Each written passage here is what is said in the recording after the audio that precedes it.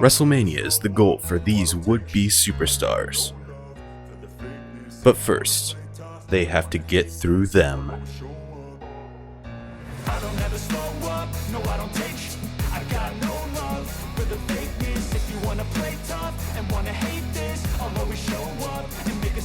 Two teams, 20 competitors, 10 men and 10 women all compete to try and prove that they are tough enough. I don't ever slow up, no I don't take shit. I got no love for the fakeness. If you wanna play tough and wanna hate this, I'll always show up.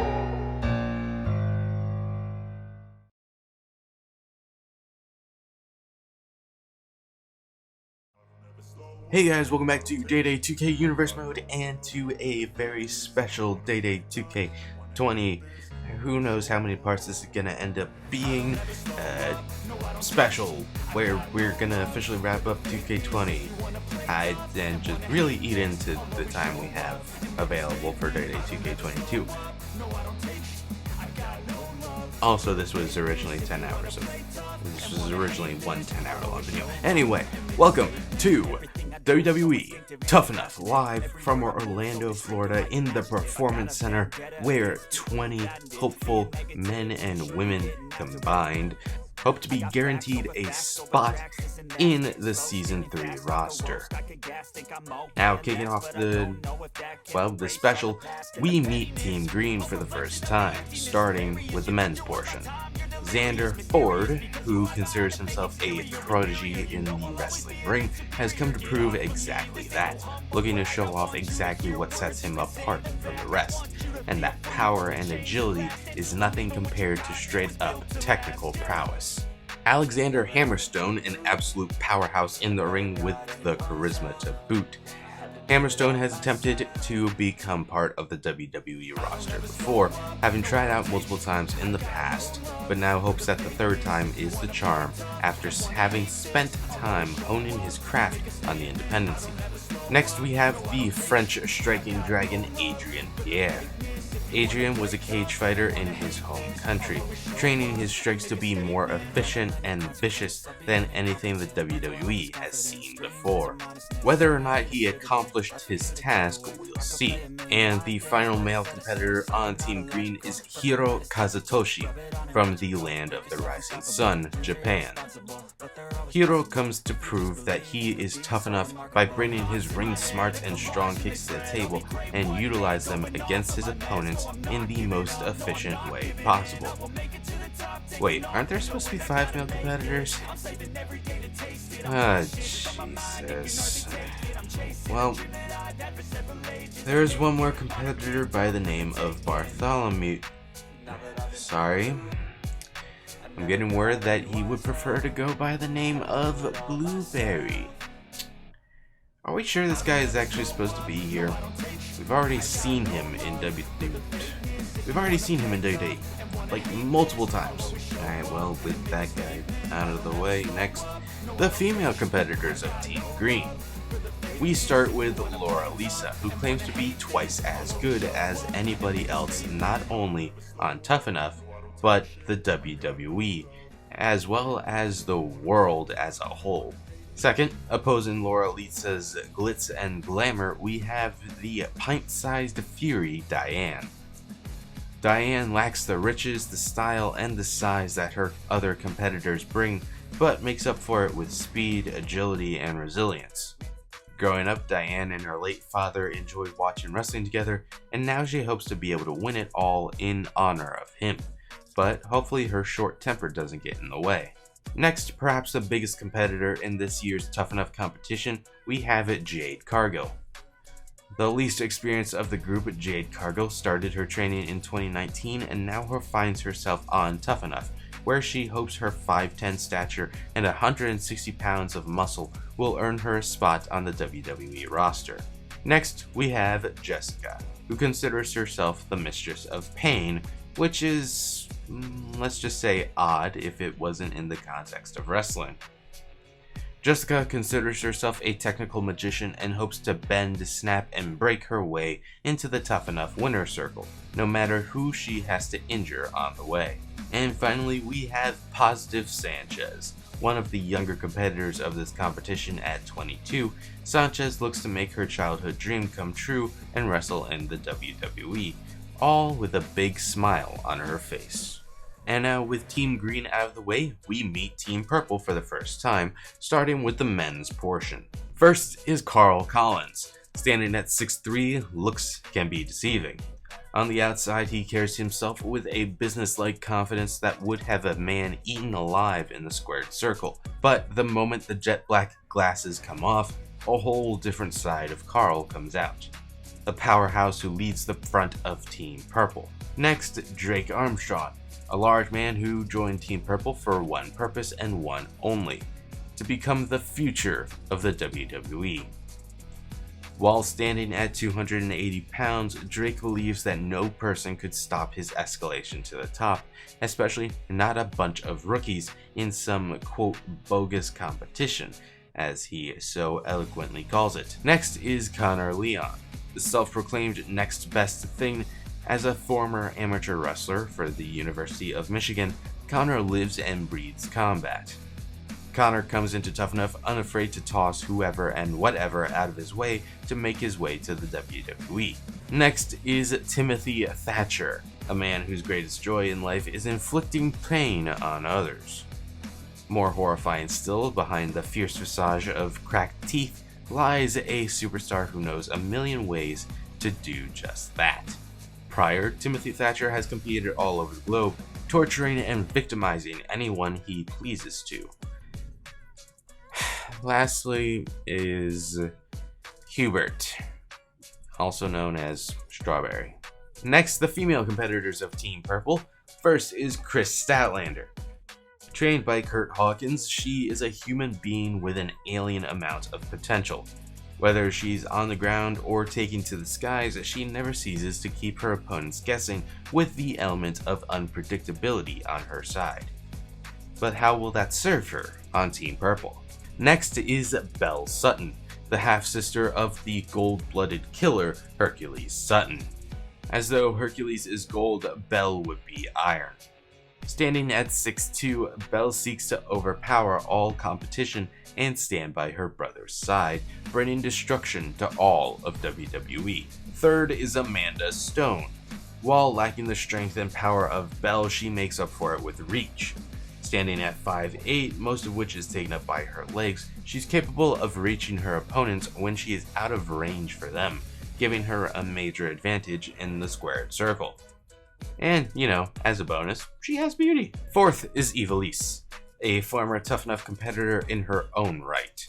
Despite not having very good fortunes in previous attempts at making it to the WWE, Ivelisse comes to Team Purple in hopes that this time, her journey to the WWE will be a successful and long-lasting one. Lastly, is Shelly, by far the most pint-sized member of Team Purple. Literally the polar opposite of Belle Sutton, Shelly lacks brute strength and makes up for it with speed and agility. As all of Team Purple is gathered together for a team meeting, they are greeted by their coaches, Hugh Elliott and Trish Stratus, as both coaches step to their respective team members, sizing themselves up noticeably. Hugh is by far shorter than all but one member of his team, Hubert. Standing the most courageous, sizing himself up to Hugh, was Drake Armstrong. Yet, as they nearly made contact, Connor Leon stepped up, standing in Drake's way. On the women's side, Trish stands looking to each rookie, as Belle towers over her, even snarling at her. Trish shows no signs of concern, choosing that she wants to put Amanda to the test in the ring. Next, before we can get to Team Purple's sparring session, we cut to a bit later where Team Green's coaches are revealed, with Rey Mysterio and Becky Lynch coming out to greet the rookies that await them. Most are pleasant greetings, whether it's genuine or perhaps just a tactic to try and earn favor with the coaches varies. There is a notable tension between Jessica and Becky, as Jessica appears to examine Becky, trying to find ways to break her. But the most notable conflict comes from Xander, who refuses to shake Mysterio's hand, but also insists that there must be some mistake. Are you serious? I am one of the best technical wrestlers in the world, and they pair me up with Rey Mysterio as my coach, Xander would state, before going on to state that his technical prowess could counter anything Mysterio could possibly bring to the table. Mysterio would simply smile and invite Xander to step into the ring and prove it. With the obvious tension between the two strongest members of Team Purple, they would be the first to spar, as both Connor and Armstrong attempted to prove themselves to be the strongest members of the team.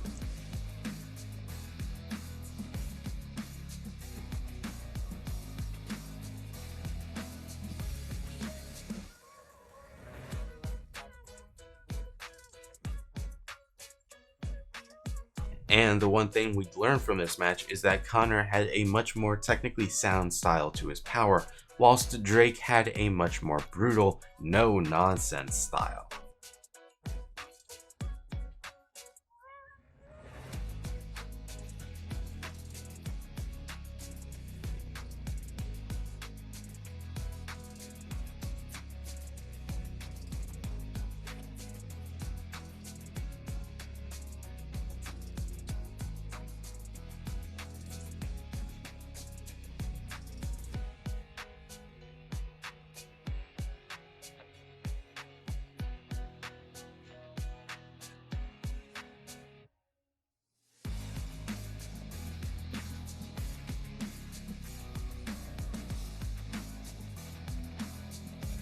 Evidently, brutality would end up being more effective than technique.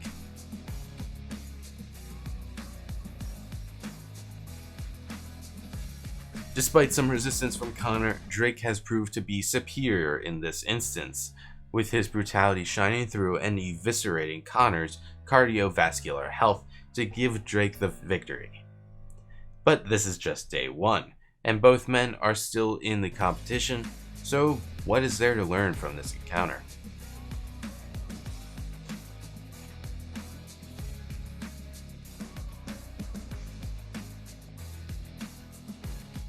Next, Xander's up to the plate to prove his claims of being able to counter anything Rey Mysterio could do. And with a jab, Xander is stunned as Rey hops up onto his shoulders, and Rey has it dialed up. Mysterio hits the ropes before connecting with an early 619. He then follows this up by heading to the top rope and dropping the dime on this rookie.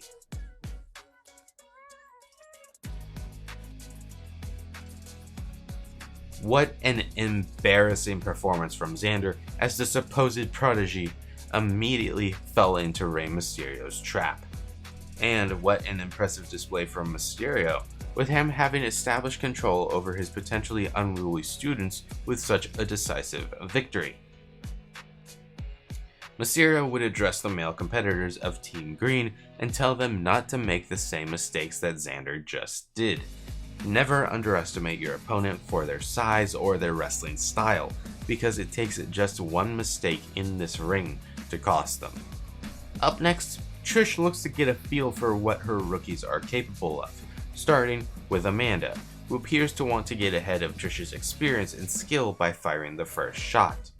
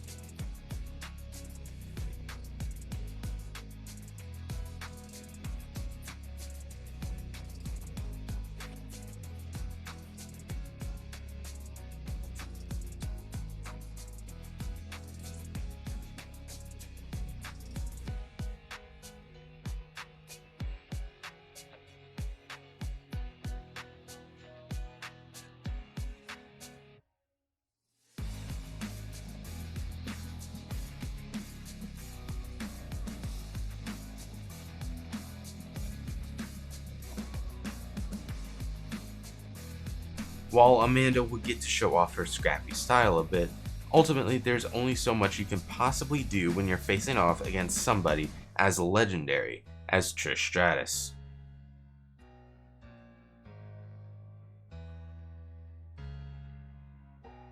Trish Stratus picks up the victory in this sparring contest and in turn has gotten a taste of what these rookies are capable of after the fight that Amanda had put up. With 2 weeks of training ahead for Team Green and Team Purple, how will we witness them evolve as this competition continues? Our next sparring session is between the self-proclaimed Mistress of Pain, Jessica, and the smiley, ultra-positive Sanchez.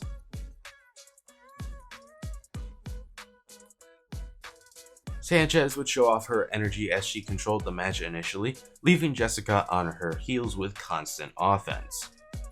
But Sanchez would make a crucial mistake by attempting a submission on Jessica, who would outclass Sanchez technically.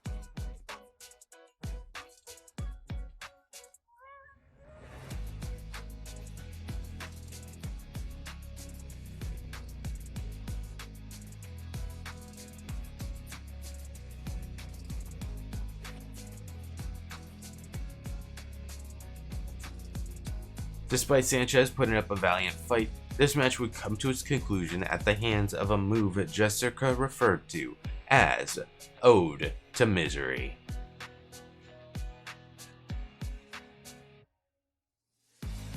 Jessica earns her first victory here in Universe Mode against Sanchez, but it was far from the domination one could expect from someone that refers to themselves as the Mistress of Pain. Wink wink wink. Perhaps that's why, after the match, Jessica would lock in a submission on the already defeated Sanchez. Jessica would laugh, enjoying Sanchez's screams of pain before Becky Lynch would be forced to intervene. Up next is one of the very few inter-team elimination matches we'll see in this competition, as we couldn't wait to do one of the most highly anticipated matches in the history of Universe Mode. And by highly anticipated, I mean we couldn't wait to get rid of one of these two clowns. Sorry.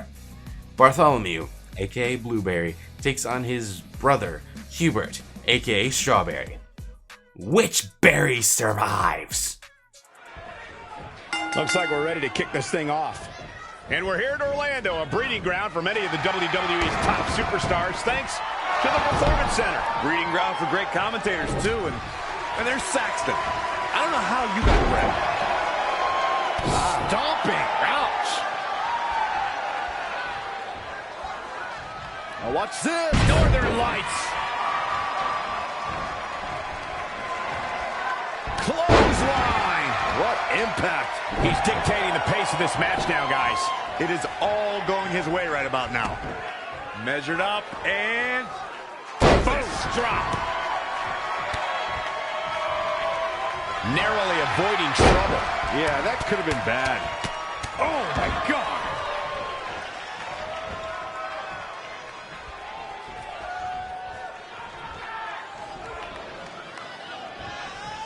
In the face.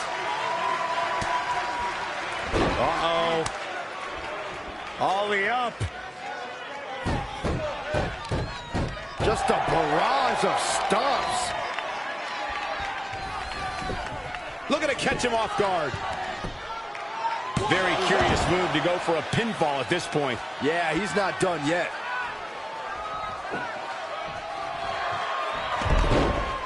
Up and...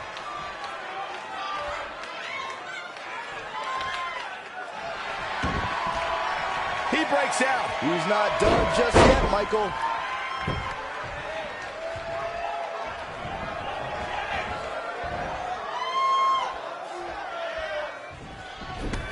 I don't know what he has planned out here, but he must be mindful of the referee's count. Now he's been put on the defensive. It's nothing he hasn't been through before.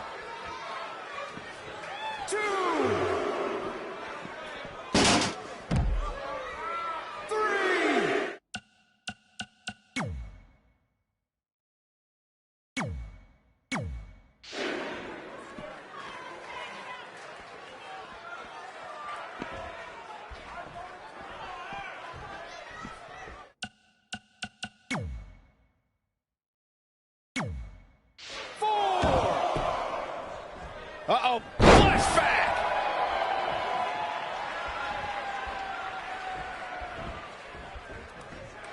Oh, man, that hurt.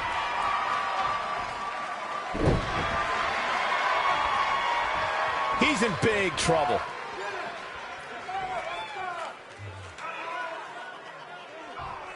Swing neck breaker. Quick pin, can he do it? And he kicks out. Hey, I guess you never know. Gut kick. Nothing fancy there.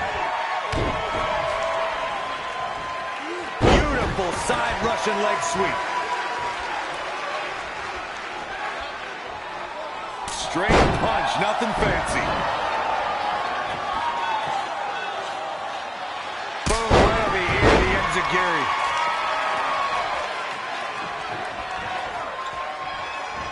Elbow buster. He's been quickly taking control here. It's starting to come together. Uh-oh, submission move.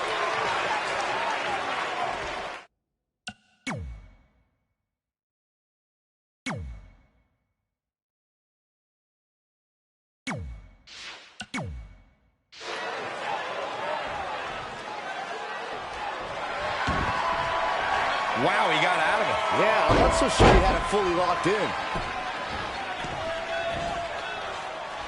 Now with complete control. Gut buster. That was just disrespectful. He's looking a little wobbly here, guys. Hung out to dry across the middle rope. Leg drop, guillotine.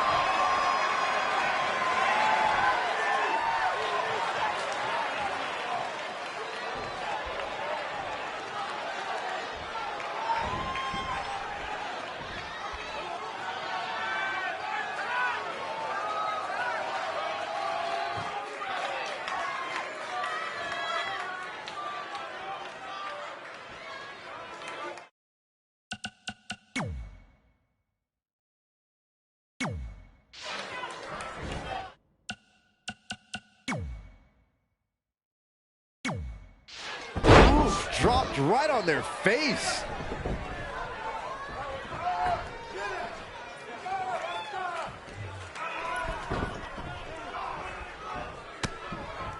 And he's heading back in.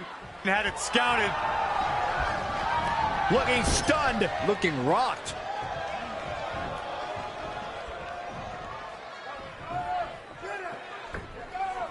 Oh, no, we've got a problem here, guys. Arm drag. What's he gonna do with it? Ooh, nice Russian. Shoulders down, this could be it. 1, 2, 3. There's the pin. It's over. It's all over. Something, something, something, jelly or jam joke. It would appear that the elderberry... Wait, that's the name of the berry. That's the name of berry. The older berry and blueberry is the winner, and strawberry is getting sent packing back to the berry farm. Hopefully we'll see blueberry get eliminated next. What a clown.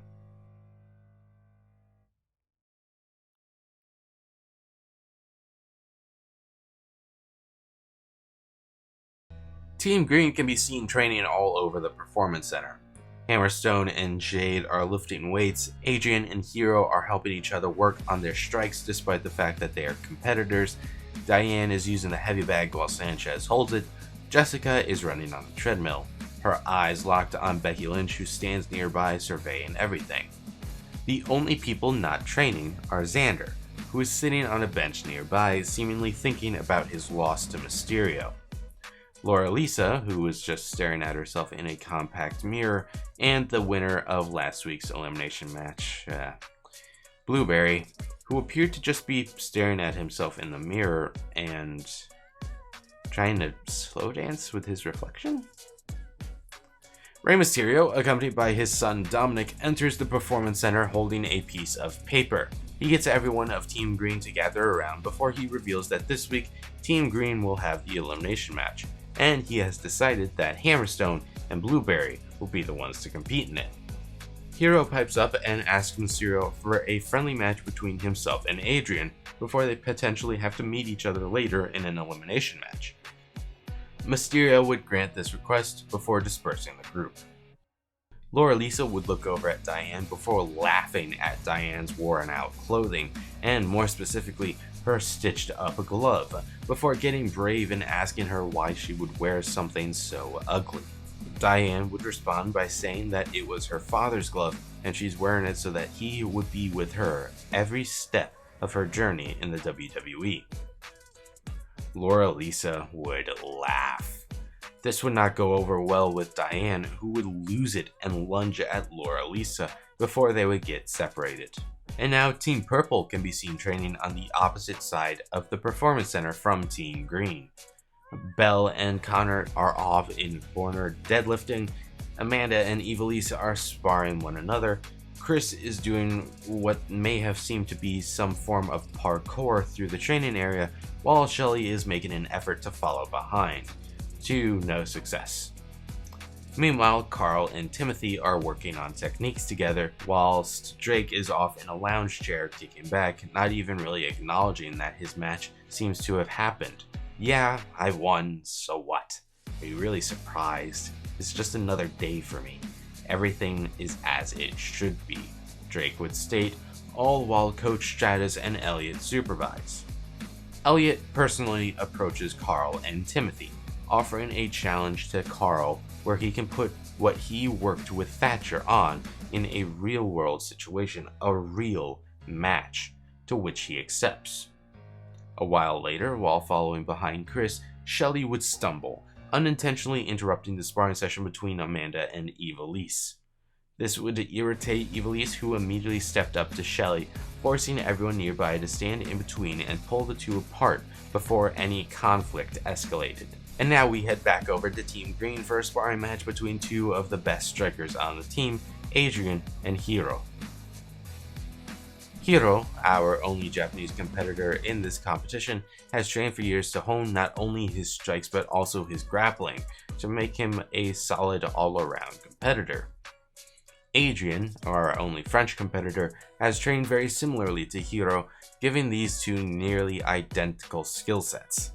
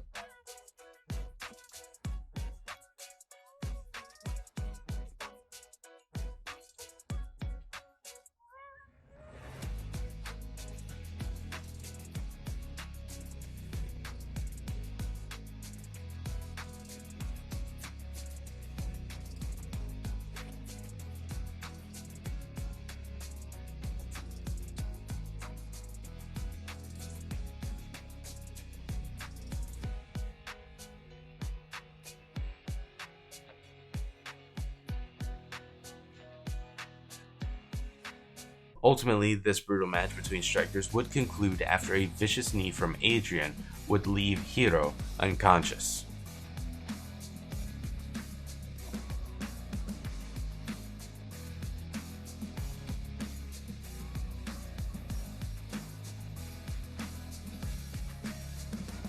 Well, after that, I'd hate to see what these two would do in a match that wasn't just a sparring session. But with that said, after strong showings from both men, I'm sure some mutual respect has been earned between them, assuming Hiro remembers what happened. After that incident between Team Purple members Shelly and Ivelisse earlier, they will be the next duo to spar. Despite showing a lack of agility earlier, Shelly would take this opportunity to show off her speed and agility by leaving Ivelisse on the ropes, perhaps having baited her into a trap earlier. Well, trap or not, Ivelisse was quite quick and agile herself, showing that off by evading a punch from Shelly and responding with her own, and then numerous others after taking her down with a Hurricane Rana.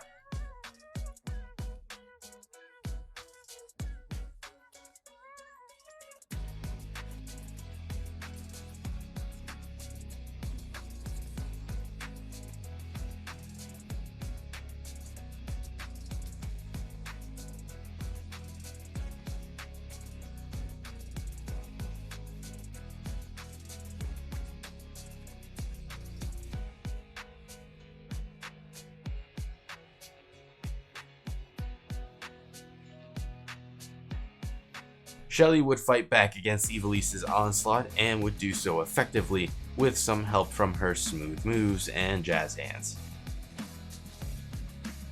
Well, until she got kicked in the face again.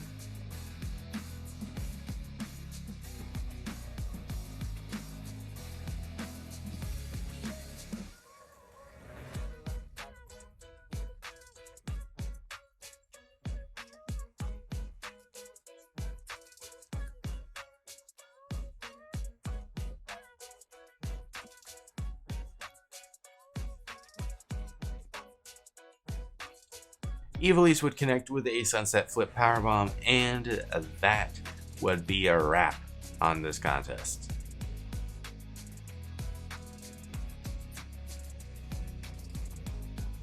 Ivelisse has managed to make up for that sparring match that Shelly interrupted earlier, making the smaller competitor pay for her clumsiness and also blowing off some steam that could have perhaps clouded her judgment as the competition progressed.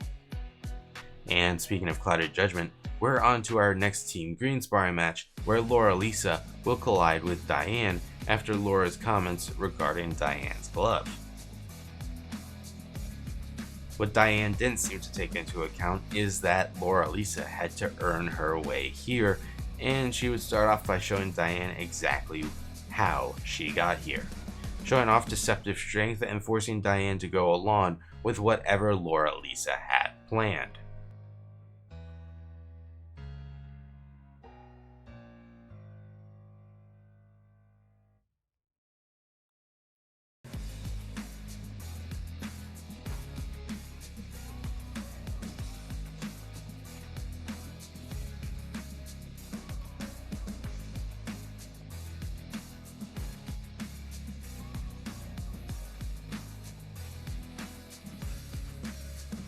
It wouldn't take Diane long, though, to learn that her best bet would be to use her speed.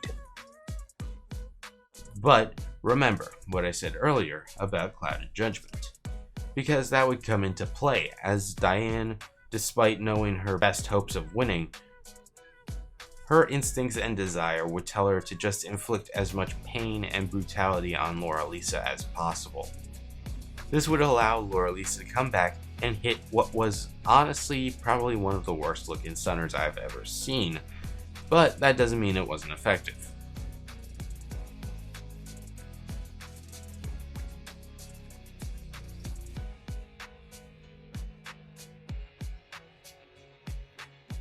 After a near fall, Laura Lisa would take Diane up to the top rope and hit an avalanche facebuster.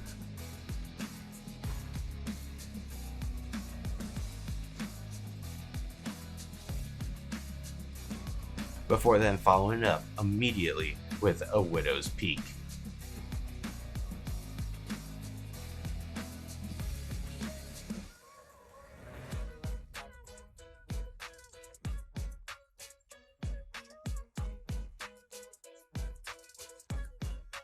Looks like Diane still has some learning to do, with her blind rage unfortunately getting in the way of her goals to make Laura Lisa pay, allowing the woman who claims to be twice as good to pick up a win in her first sparring match. Up next for our next match, we've got Carl of Team Purple taking on one of the coaches as he faces off against Cruiserweight Champion Hugh Elliott. Carl would overpower the Cruiserweight quite easily, but Hugh has the obvious speed and experience advantage. Plus, I mean, he also had 20/20 vision.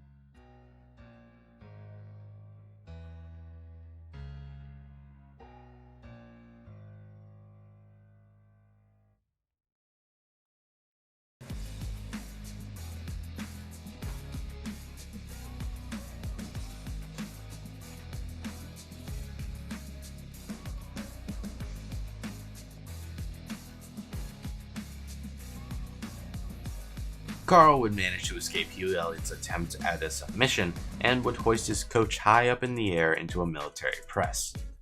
But Hugh would slip free and roll Carl up for a 1 count.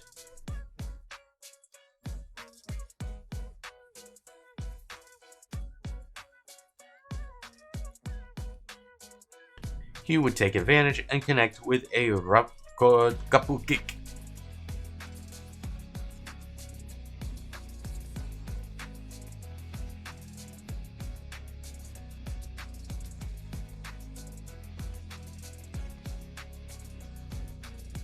Hugh Elliott defeats Carl, showing off some weaknesses in Carl's abilities as Carl appeared to be completely unable to react to Hugh Elliott's speed.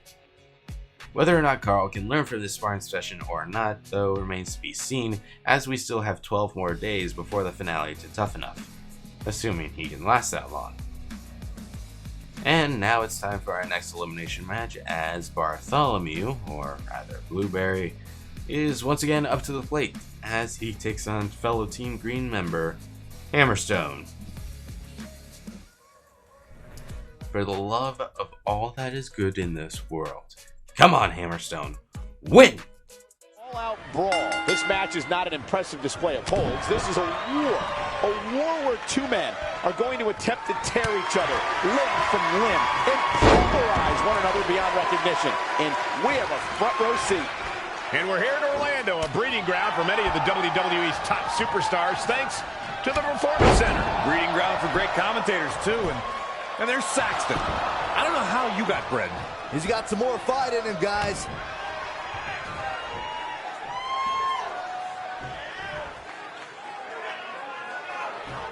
Ooh, tossed with the suplex.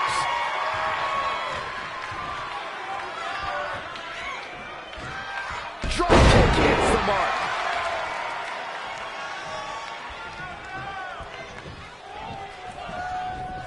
Reverses. Can he make him pay? Oh, read him there. Will it be? And another kick out. And we continue. Amazing reflexes on display. T-bone. Boom! Bicycle knee strike. Oh, on the jaw.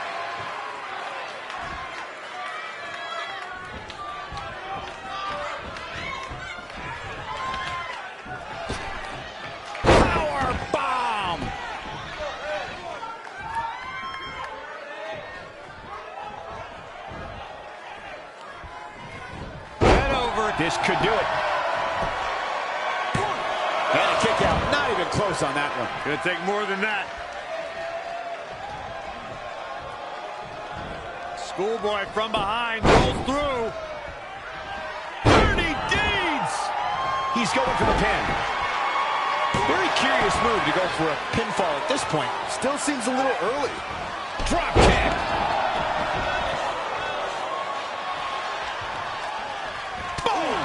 Boom.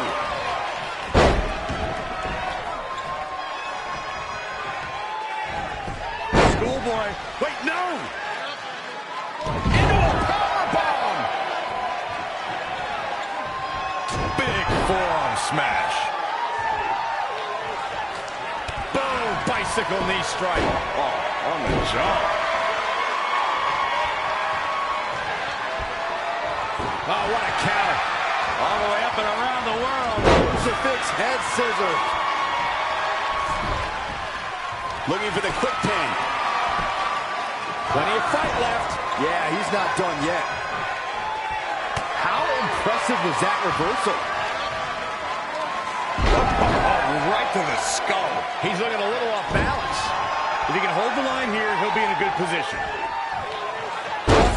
Jawbreaker! You can pick up your teeth in the third row. Boom, right on the ear, the enziguri.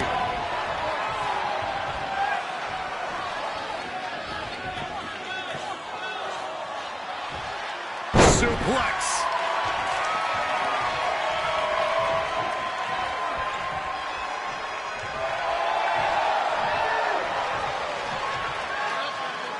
Ah, bear hug. Look at the power. He's just about there.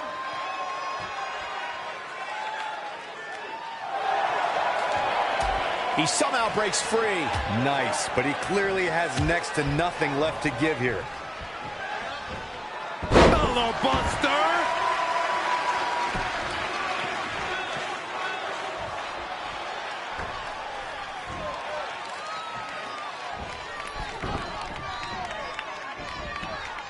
Oh, are you kidding me? Is that a bite? Oh, gosh.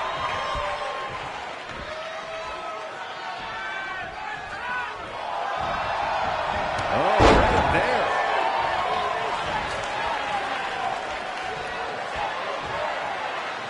Planted face first.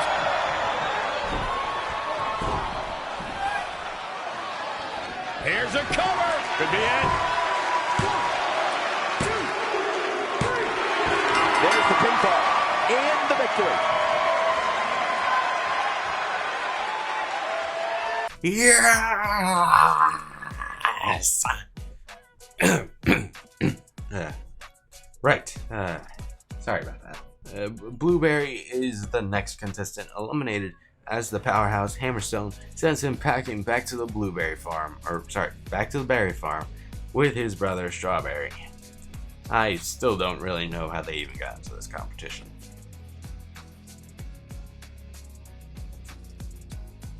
Kicking off day 3 and kicking off the team meeting, Belle would step forward for Team Purple, not allowing Coach Stratus to begin speaking, and in very aggressive fashion, demands a fight this week, stating that 2 weeks of watching the girls play around was enough for her. It's her turn to destroy now. Trish Stratus reluctantly agrees, assigning Chris to step into the ring with her. As for the men, Hugh Elliott states that it's time for the ultimate test: teamwork.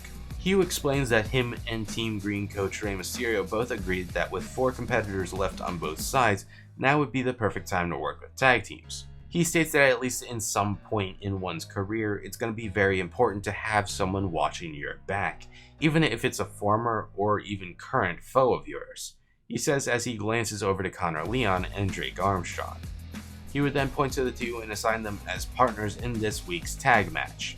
Lastly, Trish Stratus states that the women will be having the first elimination this week, to which she states that Shelly and Amanda, 2 unfortunately underwhelming talents, will be facing off to decide who stays and who leaves. And with that, Team Green is once again seen in the Performance Center training. Hammerstone was on the treadmill working on his speed after his poor performance last week against the seemingly inept Blueberry. Adrian and Hero are once again sparring, complimenting each other and how they performed in their match last week. Xander was sitting on a bench, watching his match against Rey Mysterio on a loop, frustration visible on his face before Jessica would walk up to him and slap him across the face. The other women would be doing similar things as last week. Jade would be lifting weights, Diane would be punching bags with Sanchez, this time working out frustration from losing, Laura Lisa was looking at herself in the full-sized mirror this time, and then the coaches for Team Green appear, with Rey Mysterio accompanied by his son Dominic. The coaches gather and greet their team before going over the plan for this week. Rey states that as a former tag team champion himself, he cannot express just how important it is to be a capable tag team competitor. He then states that with some help from Dominic, he will be helping the men train and spar in a tag team scenario. He would then point out Adrian and Hero, stating that they will be the ones to spar with himself and his son. Becky Lynch would then address the women's portion of Team Green, stating that the announcement in 2017 revealing that the women's division would be participating in their very own Royal Rumble was one of the biggest moments in the women's revolution, and that the women's Royal Rumble match could potentially give someone on Team Green the biggest moment of their career. Because of this, before one of the 5 female competitors is inevitably eliminated, they will be competing in a battle royal to replicate the Royal Rumble and give them some practice in that type of environment. And now, kicking off Day 3's set of sparring matches, we've got the battle between the monstrous Belle and the out-of-this-world Chris. Chris would fire the first shot, but Belle's strength was simply insane and would sway the match in her favor.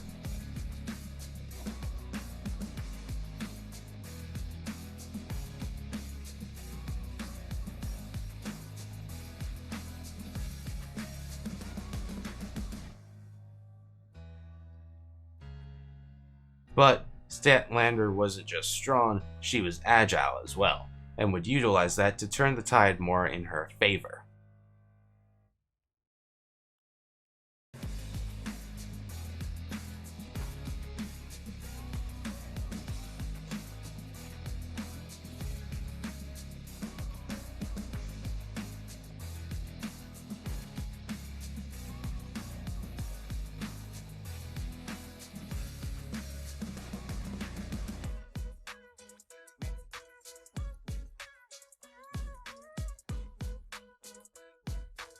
Chris would connect with a scissor kick to the back of Belle's neck and head before heading into the cover to receive a near fall.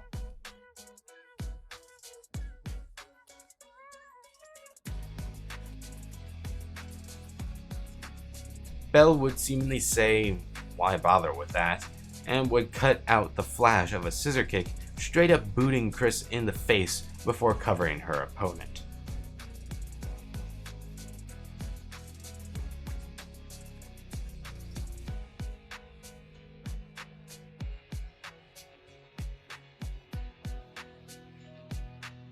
Belle picks up the win over Chris, gaining a victory out of this sparring match after aggressively demanding a fight from her team coach, Trish. The next sparring match is from Team Green, where a tag match takes place between Adrian and Hero, and the former Raw Tag Team Champions, the Mysterios. Adrian and Hero are both fresh off of a rough sparring session from just the previous day, and that's going to be rough for them if they wish to handle the Mysterios. But nonetheless, they would trying to make sure the Mysterios couldn't breathe long enough to get going. That'd be easier said than done.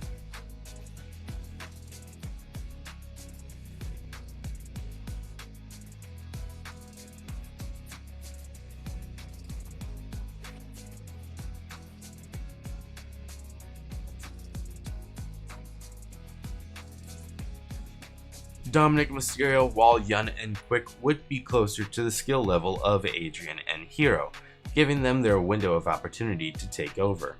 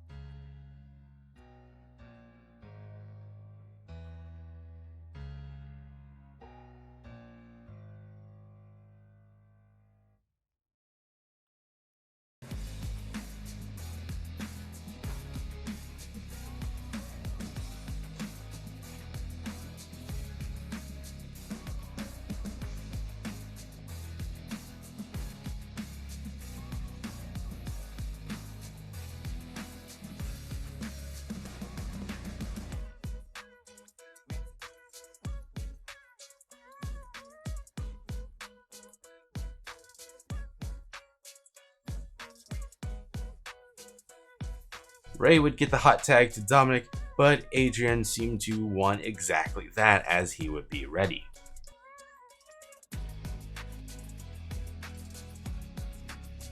Or not.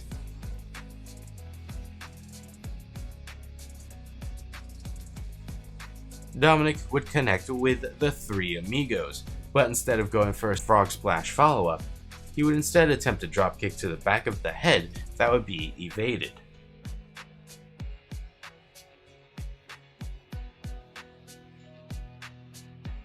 Adrian would connect with a side effect before taking Dominic's arms and just pulling him into a knockout blow.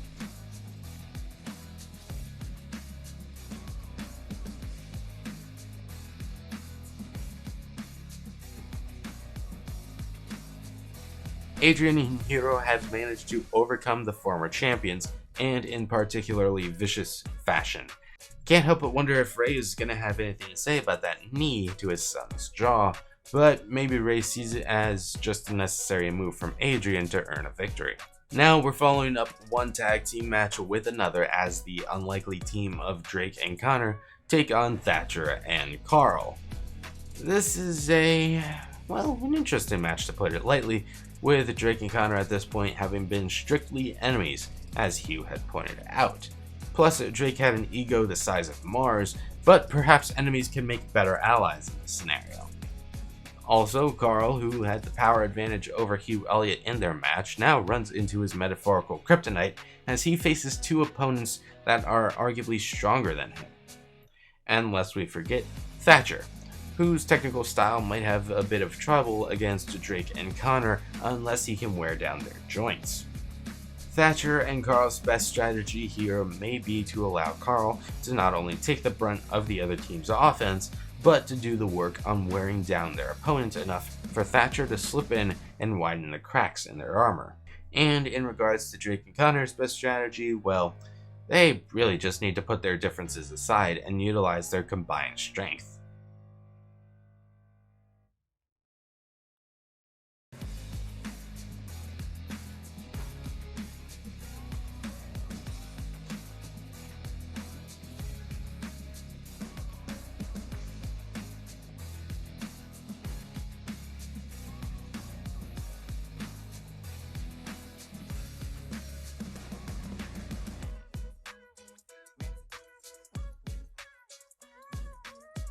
It looks like both teams would end up actually utilizing those strategies, but that would display a fatal flaw for Carl and Thatcher.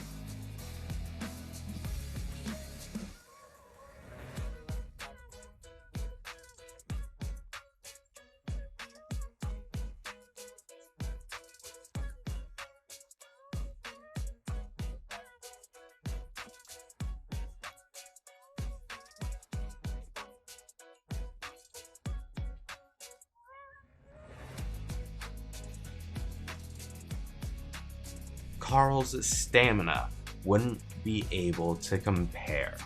Carl was getting worn down just as much as his opponents, or perhaps even less so, because Drake appears to still be fit as a fiddle.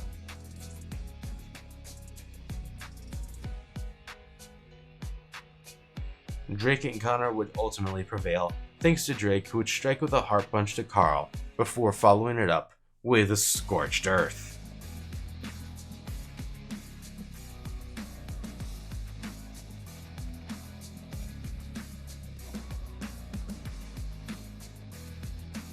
They might not be in the best shape, but Drake and Connor have ultimately prevailed against their two competitors after that hard-fought and honestly way too intense sparring match.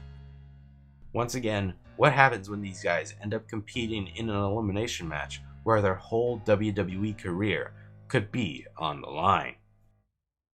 Up next, we've got a battle royal for this sparring match as Becky sends the ladies of Team Green into a mock Royal Rumble of sorts with the intentions of giving Diane, Jade, Jessica, Laura Lisa, and Sanchez some practice in that type of scenario.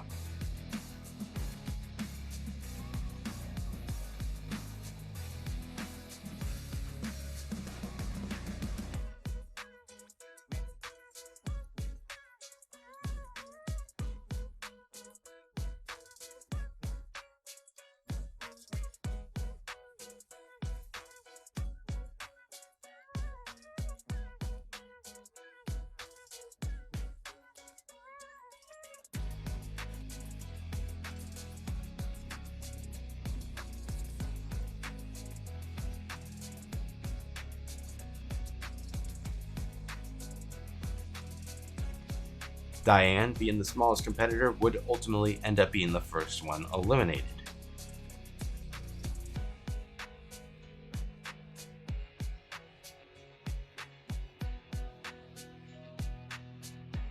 Her friend Sanchez would end up being the second elimination. Jade would look to take advantage of a distracted Laura Lisa, but would ultimately end up paying the price by getting eliminated by her.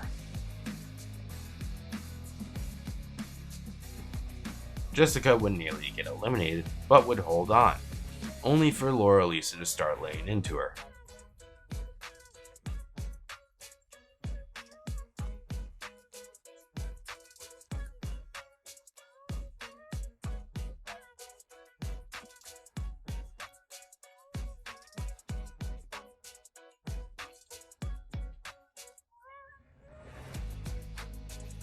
Jessica would ultimately be eliminated.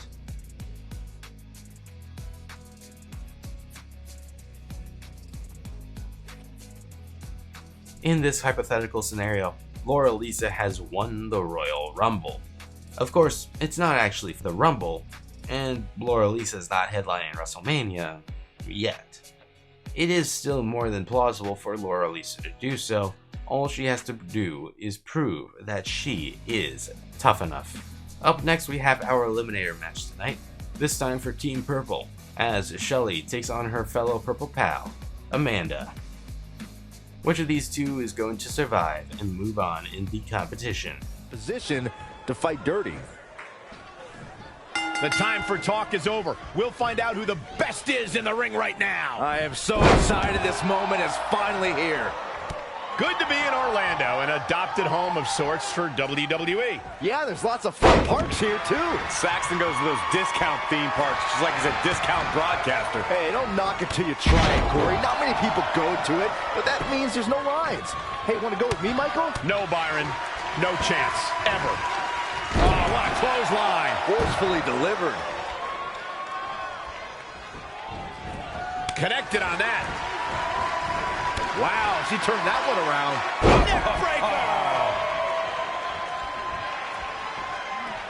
Woo-wee. Things aren't looking good for her.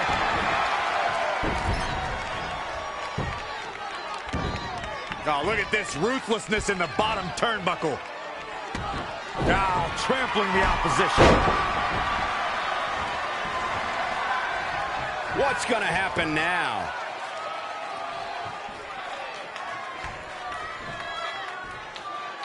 Swing neckbreaker.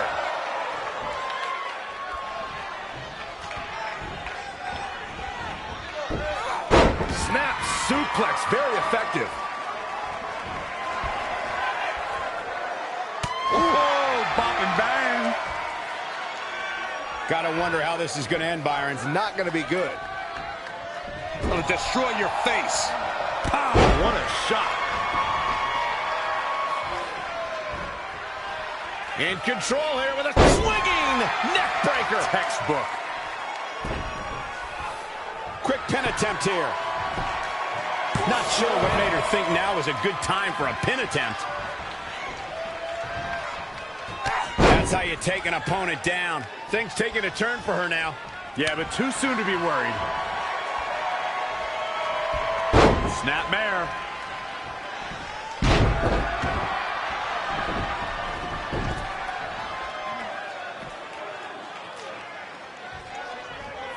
And the referee starts his 10 count.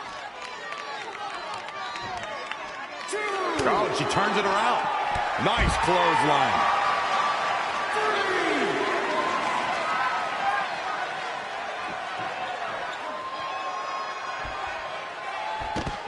Narrowly avoiding trouble. Yeah, that could have been bad.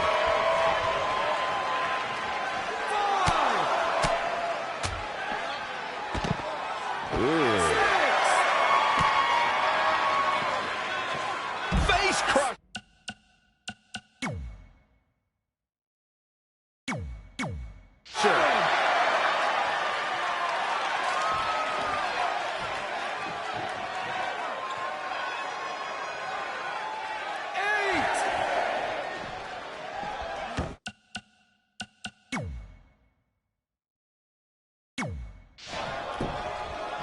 Oh, man, by the hair.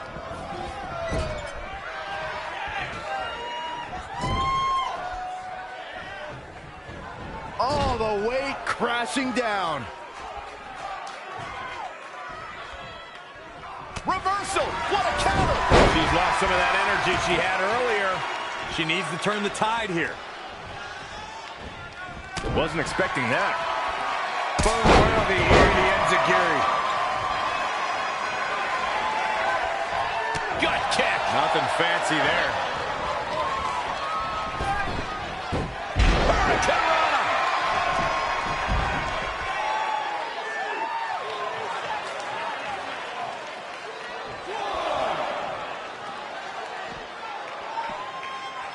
Not what she was looking for.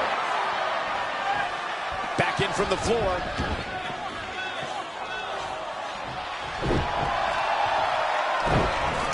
She is just... And here we go. No, another reversal.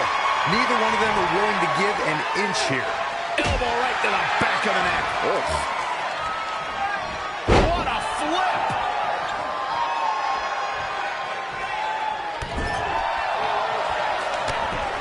Slips out of the ring. I like her thought process here.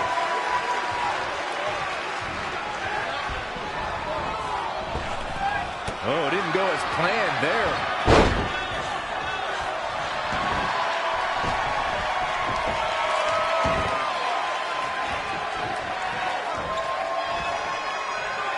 Close quarters, knee strike.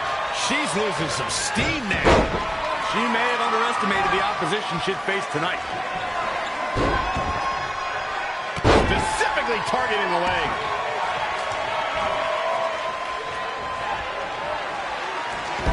Uh-oh, submission move.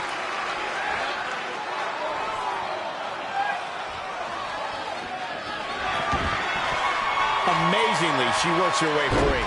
Cole, there may be no beating her here tonight. Eludes the attack. She's in control.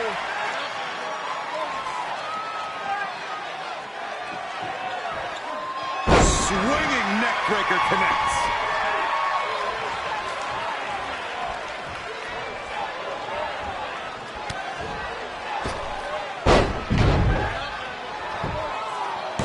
She's not done yet. She saw the opening and got the shoulder up. Woo-wee.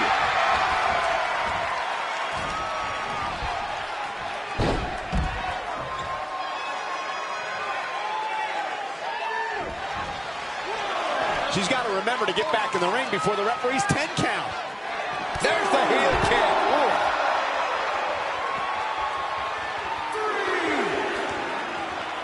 Well scouted reversal there.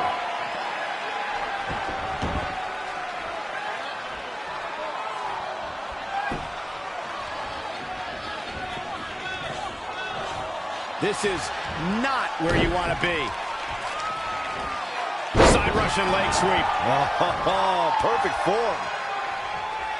Ooh, hello. Atomic drop. Looking helpless right now.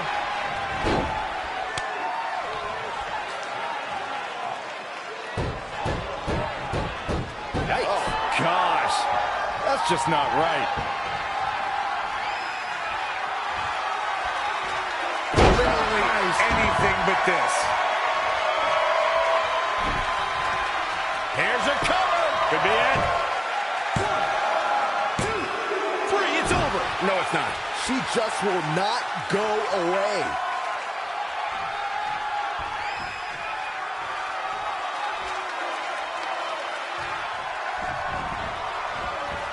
Boom, what impact.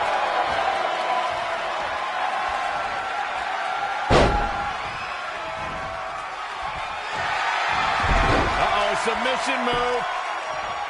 And she gets to the ropes. That's why always knowing where you are inside that ring is so important. She's got her. Scoop slam.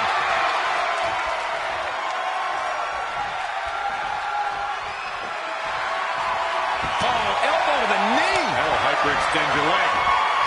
Forward to the face. Oh, nothing fancy about that.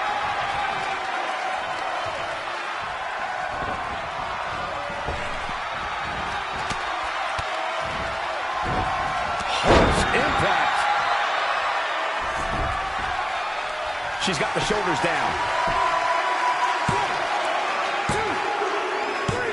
Chalk up another one. Alright, our first elimination that isn't a stupid f***ing berry is Shelly. This means that Amanda gets to continue on in the competition where a spot in the WWE. This means that Amanda gets to continue on in the competition where a spot on the WWE roster is on the line. I'm sorry, what? What was that? Shelly's related to Blueberry and Strawberry? She's an orange? Oh, what the fuck?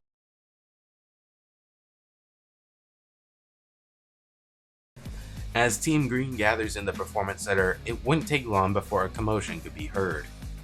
Jade was towering over Laura Lisa, who was threatening to hit Jade with the compact mirror that she had been carrying around.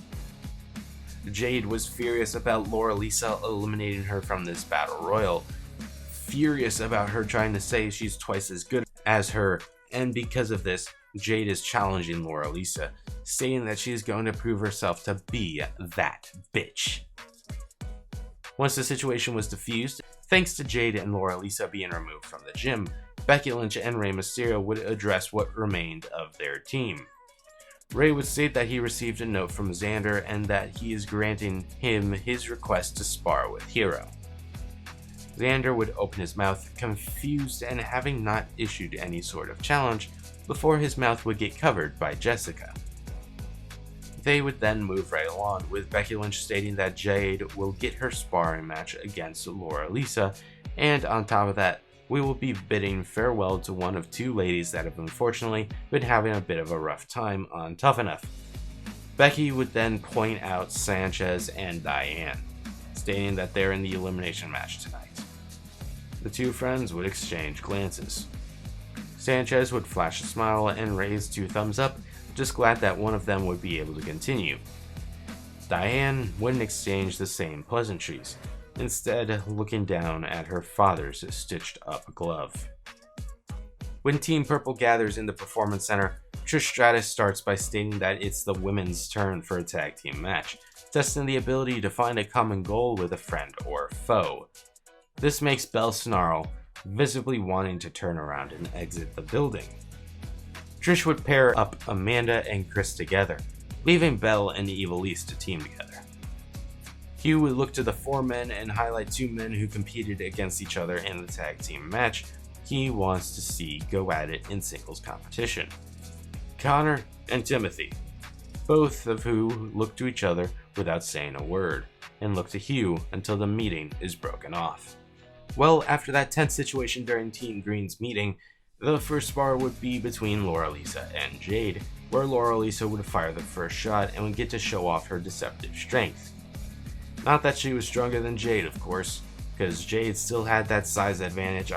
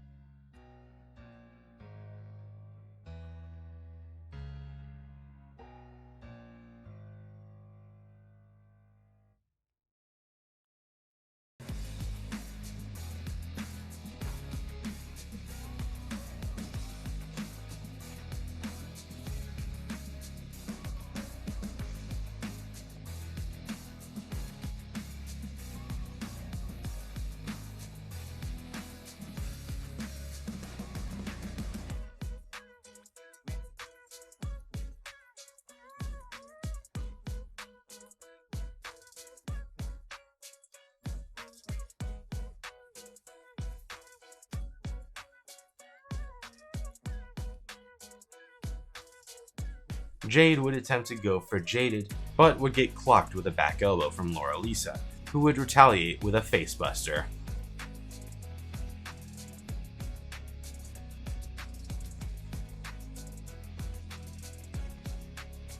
That would get a 2 count, and the spar would continue.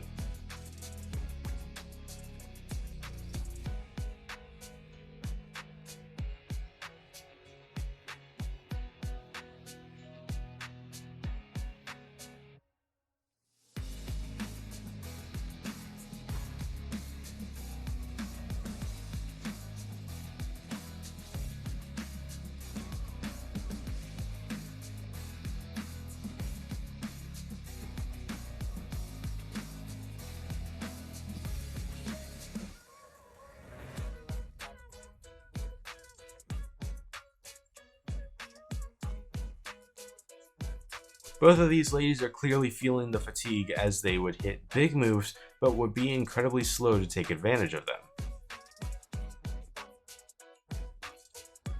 This would cost Laura Lisa a victory. Laura Lisa would follow up that near fall with another facebuster, before going for the cover. Once again, Jade would kick out at 2, much to Laura Lisa's frustration.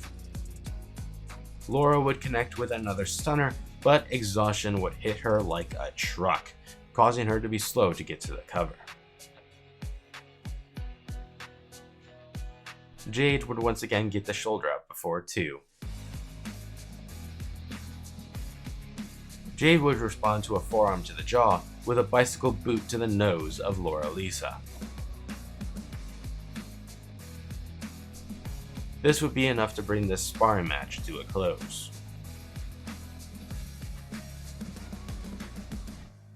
Jade picks up the win over Laura Lisa after a match that I'm sure both women were surprised to see, being so taxing on their stamina.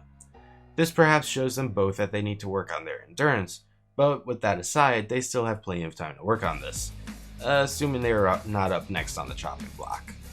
Up next, we've got a Team Purple sparring session as the remaining women on the team collide in a tag team match. Belle teams up with Ivelisse while Amanda, fresh off her Eliminator victory, teams up with Chris, Statlander, the Alien.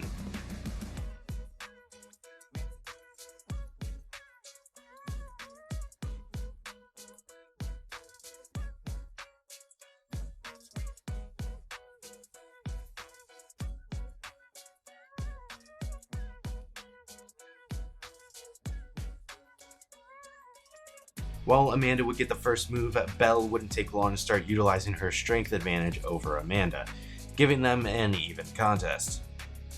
Ivelisse would convince Belle to tag out while Amanda was down. Ivelisse would attempt a Hurricanrana, but would end up on the wrong end of a sickening powerbomb.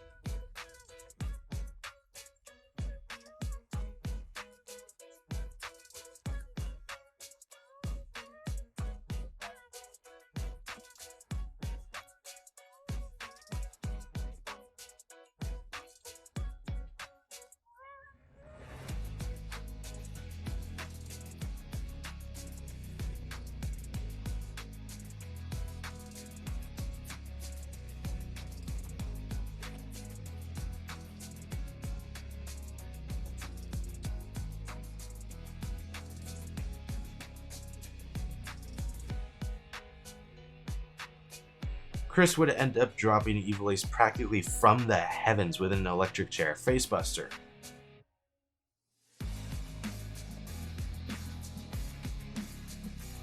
Belle would just barely break up the pin.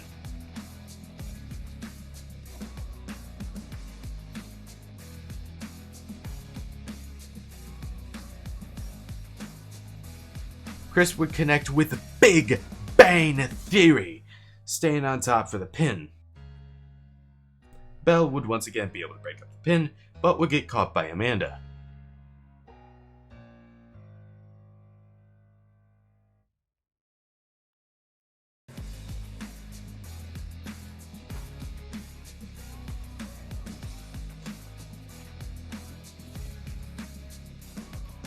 Belle and Ivelisse would have a massive miscommunication, resulting in Belle being completely thrown off her game plan.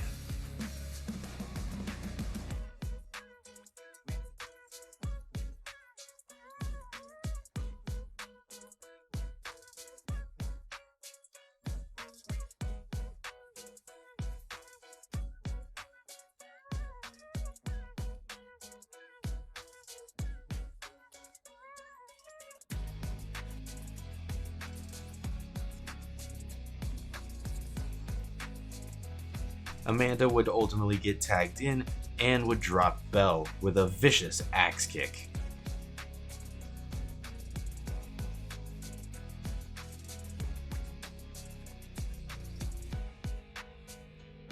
Chris and Amanda are ultimately the winners after what can once again be only described as a massive miscommunication and a complete botch when it comes to an attempt at tag team offense, let alone illegal tag team offense.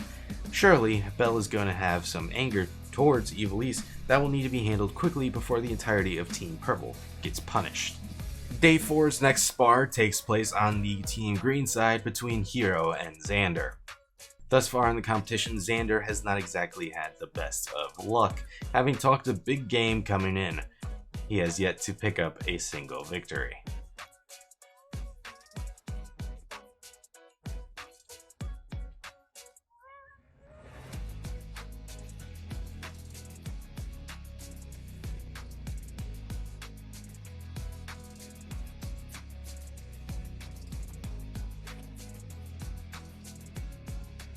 Hero, on the other hand, has been able to pick up a tag team victory over his coach, as well as show off his vicious striking capability.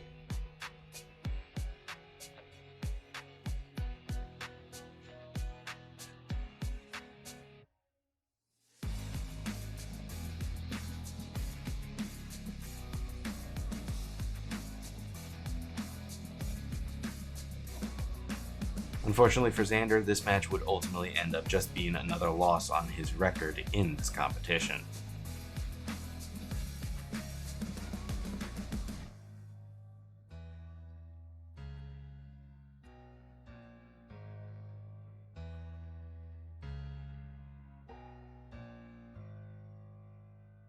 Hero picks up the win over Xander, giving himself his first singles win in the competition, whilst Xander continues to struggle at finding his footing.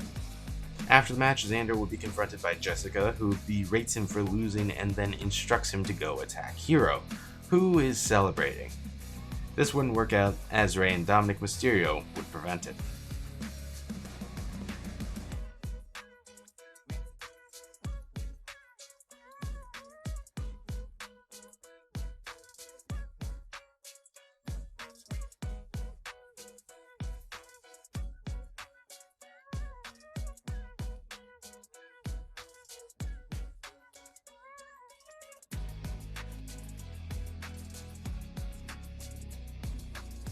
For the next sparring match, two men from Team Purple, who last faced off in a tag match, now compete in a one-on-one match as Connor takes on Thatcher. Thatcher is a technical wizard in that ring, in the fact that he will make you scream in complete and total agony with very minimal effort. But unlike their previous encounter, he does not have a stronger partner to help wear down Connor. But Thatcher would show off some of that technical prowess, taking Connor down with a belly-to-belly and holding on, floating over to a mounted position to pummel Connor with palm strikes.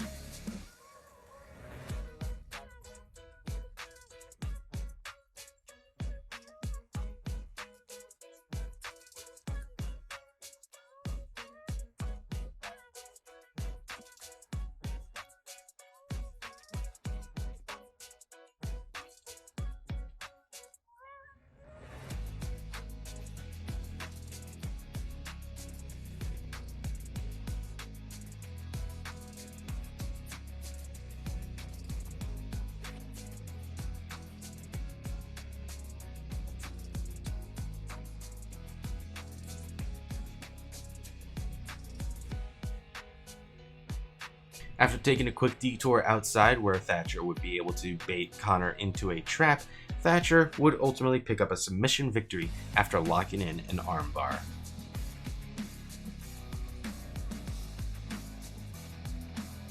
Thatcher has managed to make the much stronger competitor submit, perhaps displaying a weakness in Connor's game and showing off the skills that Thatcher hopes to utilize to win the entire competition.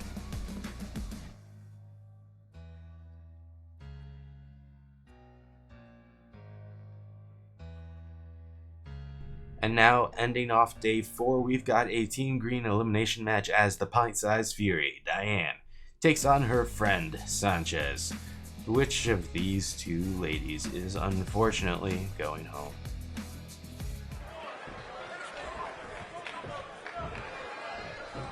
The superstars are ready, and so are we. Here we go.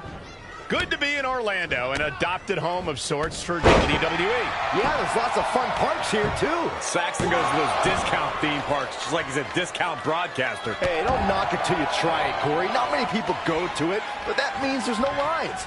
Hey, want to go with me, Michael? No, Byron. No chance. Ever. What grace. Float over and...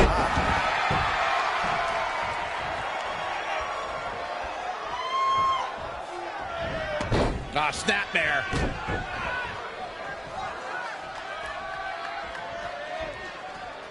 Uh-oh. Look out. Simple but effective. Very curious move to go for a pinfall at this point. It's way too early. Connected on that. Reverses. Can she take advantage? Crushing double stomp.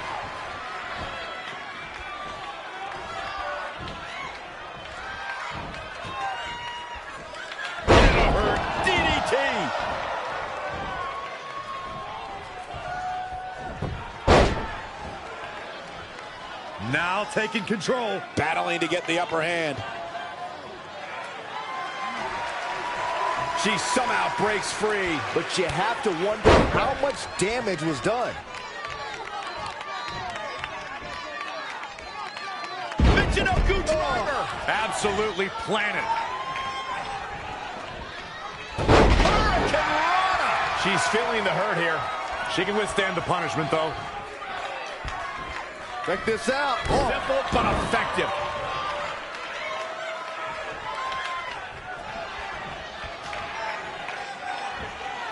What's this? Boom! Michinoku driver. Looks like she wants to win early. No, kick out. Hey, I guess you never know.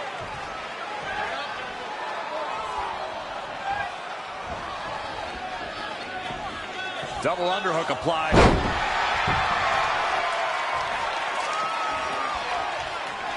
Oof! Kick finds it. This could be huge.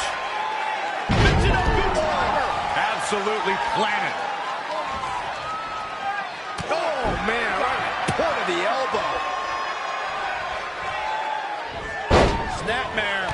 That offense really hitting her hard. She needs to turn the tide here. Suplex.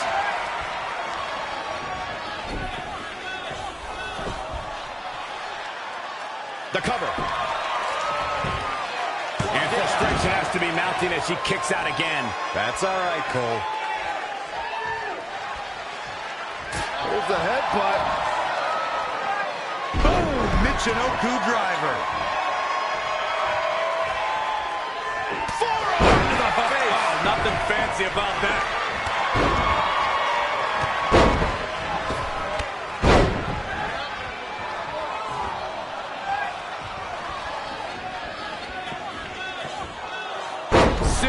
Jawbreaker. Nailed it. Here's a headbutt and a double knee strike.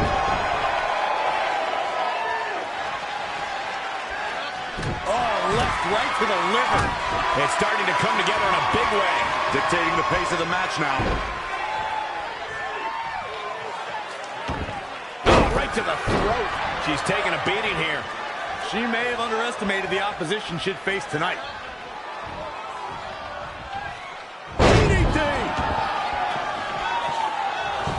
Goes into the pin. She is ready for a fight tonight. She's licking her chops.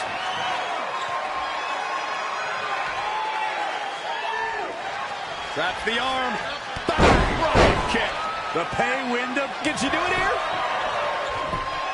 1, 2, 3. There's the pinfall and the victory.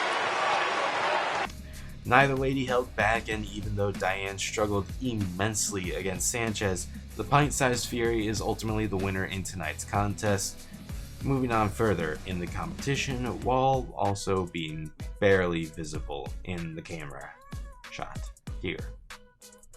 Like, we can see the top rope, and we can see her.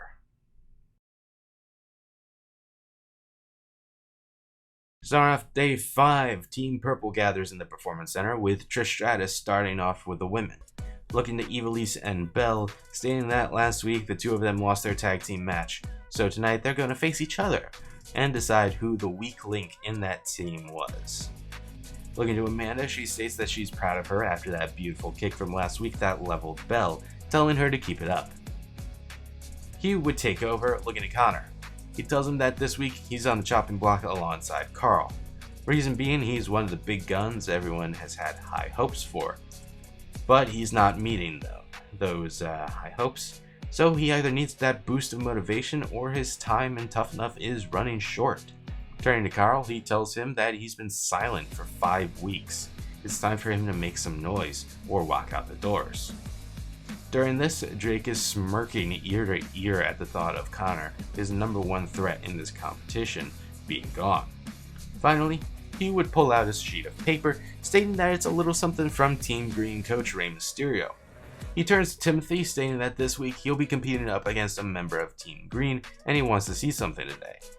As he says this, Mysterio would step in, with Hero falling behind. Meanwhile, earlier in the night, Rey Mysterio and Becky Lynch gather Team Green inside of the Performance Center once more, and state that they need to always be prepared for new talent to come along and try to take their spot, whether it's a legend from the past or a rookie with a chip on their shoulder. You must always be prepared to have to defend your place on the roster against an opponent you have never faced before. Because of this, Team Green will have some sparring matches with Team Purple. And Thatcher vs. Hero would ultimately start off today, and with both men fresh off their respective victories, they'd both be feeling pretty good about themselves. But Thatcher would smother Hero in the beginning of the match, keeping him from getting the ball rolling.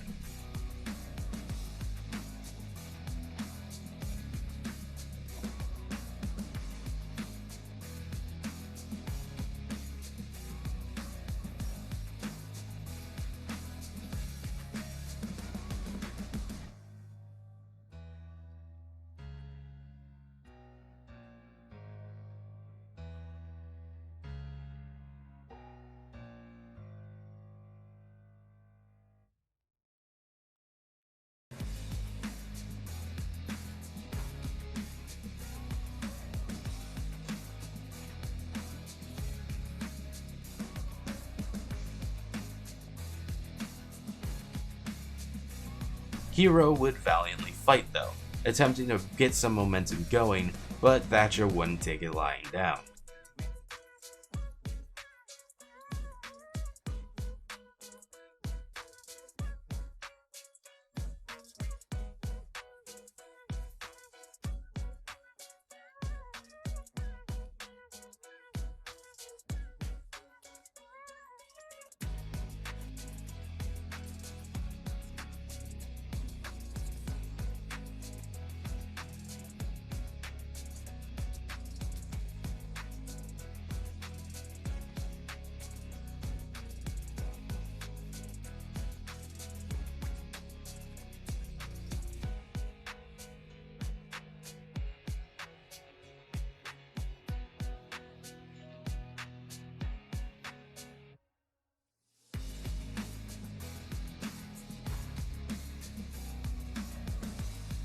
Hero would be able to start picking up steam though, laying in offense on the expert grappler until connecting with what he calls the setting sun DDT.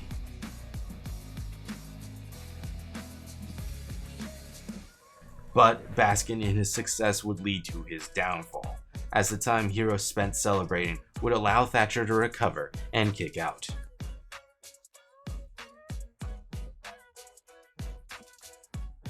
Thatcher would then lock in a sleeper hold on Hero. Hero would try to hang on, but ultimately would have to submit.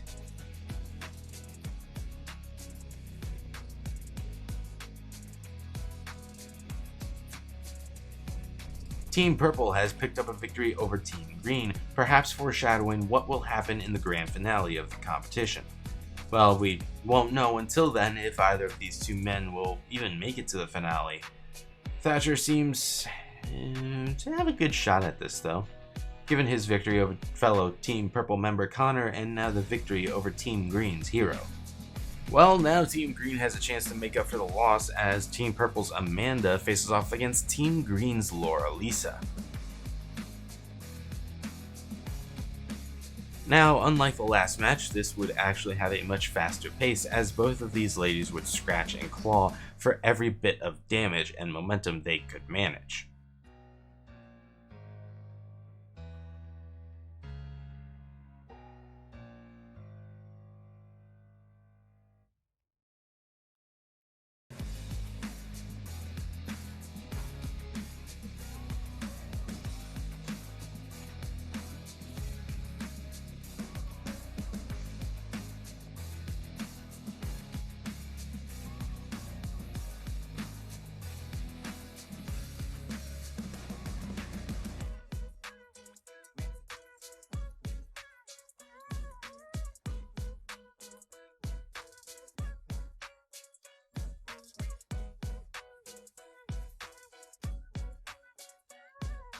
The match would suddenly reach its conclusion, with Amanda bringing the match to its final cut.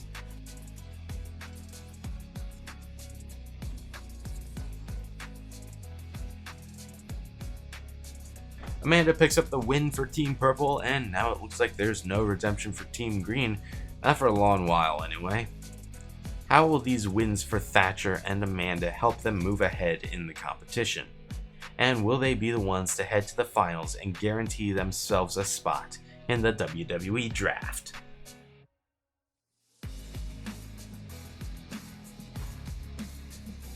Looks like Hugh and Trish have taken my advice because Belle is going to be facing off against her former tag team partner Ivelisse, the same partner that cost Belle a chance to win.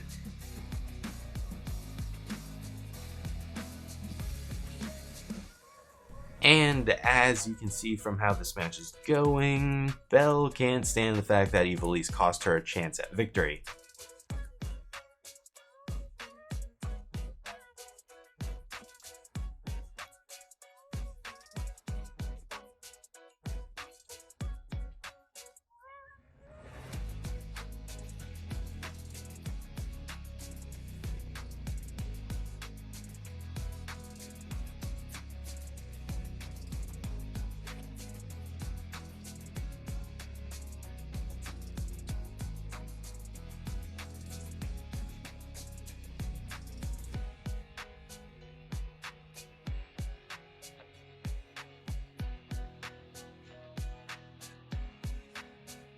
Well, I feel like if there's one thing we can take away from this match, it's that you need to be very wary when you think about angering Belle. Seriously, be very careful. It might cost you your life. Next up, Dominic Mysterio returns to Tough Enough for a sparring match against the strongest member of Team Green, Hammerstone. And Hammerstone would be very quick to establish himself as the stronger of the two.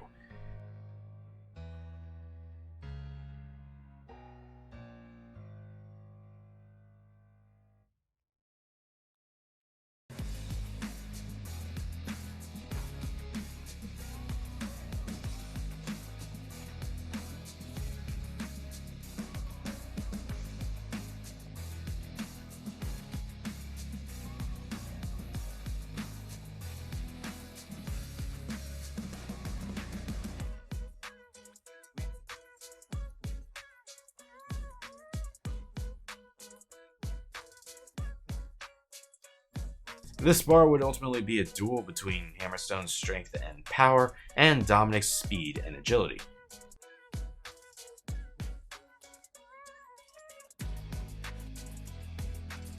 One problem Dominic would run into, though, is Hammerstone was just fast enough to be able to keep up with the young Mysterio, catching him at various times.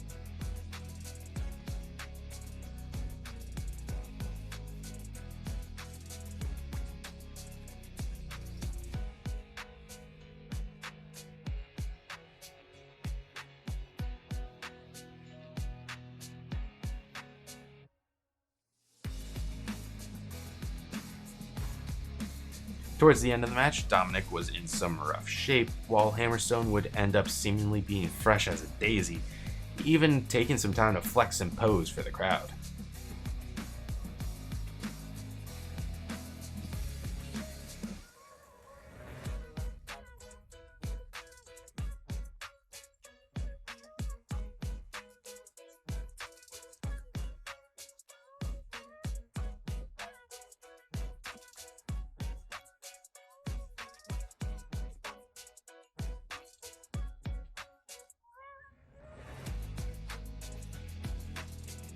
The match would end up meeting a brutal conclusion soon after, with Dominic being slammed face first across the ropes, leaving him unable to prevent a pinfall.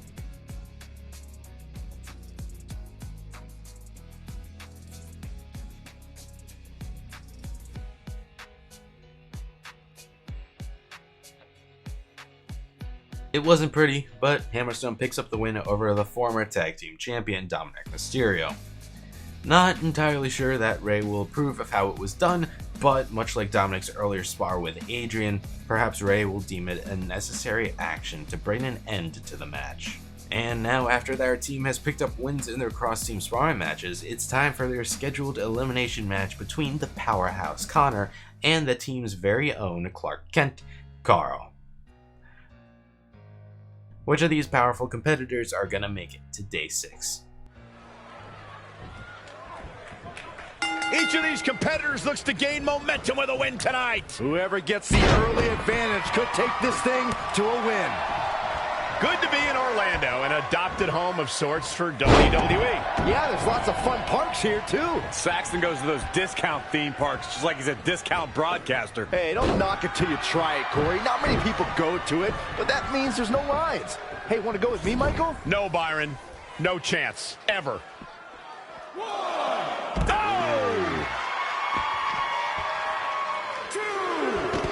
He got out of the way.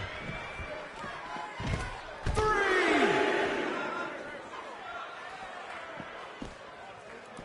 He might have been waiting on that one. 4. Oh, what a forearm. Oh, Corey, he unloaded there. In the face. Ooh. 6. Back in from the floor.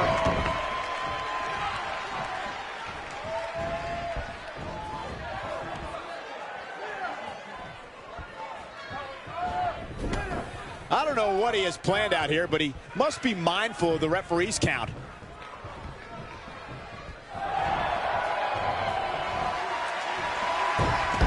Guillotine applied. This could be it. And he breaks free. Just when you thought he was out of this one. Big boot.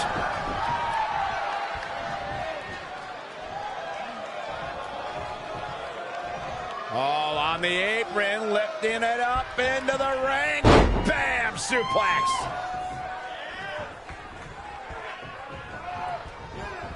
Oh, what a right! Man, that's some attitude behind it. The impact. Kick to the gut and oh, brutal forearm. Whoa, not so fast. He's feeling the effects of that last hit. It's nothing he hasn't been through before. All the way over.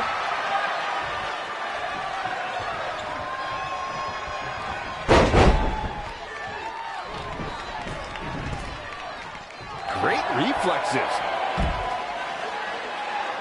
He weaves out of the way. 2. Saw what he had in mind there. Clothesline takes him down. Forget about it. Amazing amazing reflexes on display.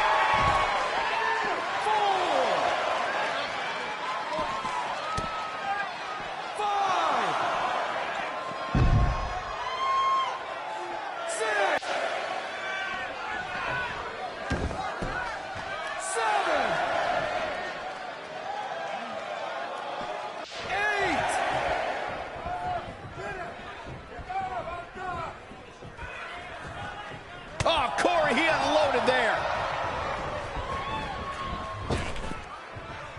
Snap power slam. He's getting pushed onto the defensive. Yeah, he needs to make an adjustment here.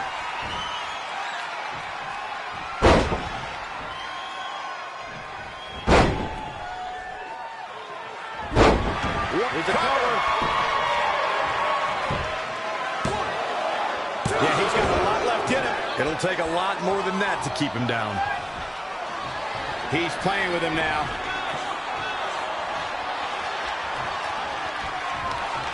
Fireman's carry. Up and pulled out a big move. Is it enough? His second contest has the victor. Unfortunately for Carl, he will not be heading on to day 6 as Connor's power seemed to just outmatch his own. But fortunately for Connor, he is moving on in the competition where he hopes to mark himself as the future of this business, or, well, live up to that nickname of being the next best thing.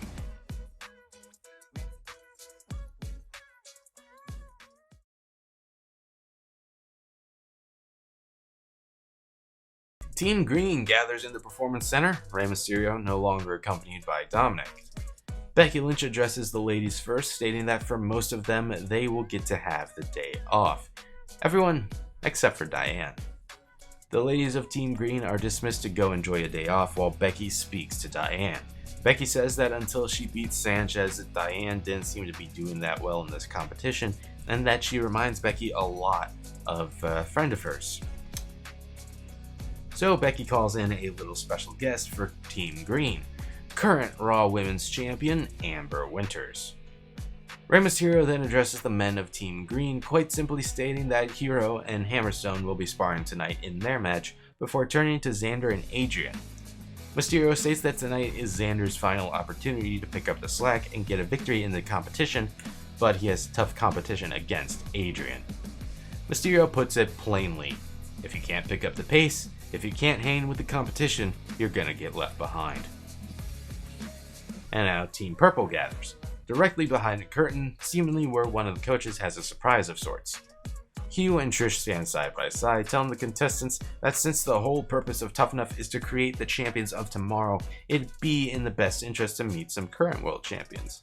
Opening the curtain, the current NXT champion Big E and NXT Women's Champion AJ Lee would step out, scanning through the rookies and greeting them all.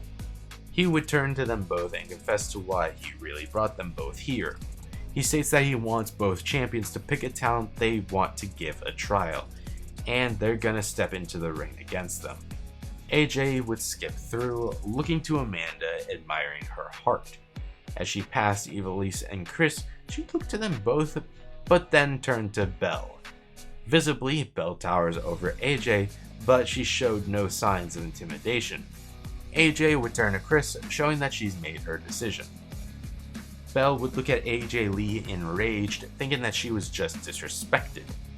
As for Big E, he chose Drake over Connor or Timothy, stating that he's gonna need to knock Drake down a few notches before he's even remotely ready for the big leagues.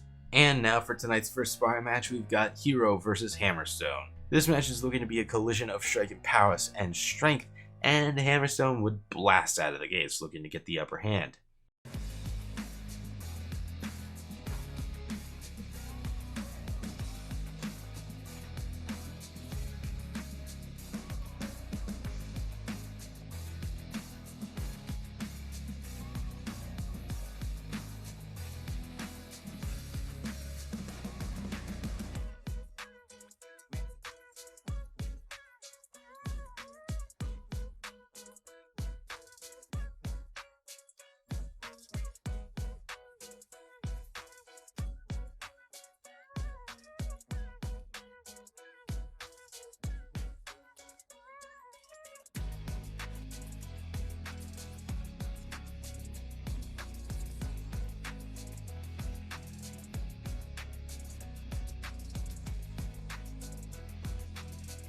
The match would ultimately prove to be very brief, with Hammerstone's strength getting more of a chance to shine than Hero's striking.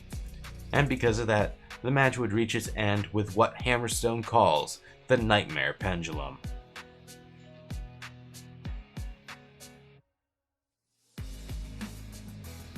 Hammerstone defeats Hero, continuing his winning streak as he gets ready to inevitably have to compete in an elimination match later on. Hero unfortunately seems to find himself in a bit of a losing spree. Up next, the NXT champion Big E is set to spar with the brutal Drake.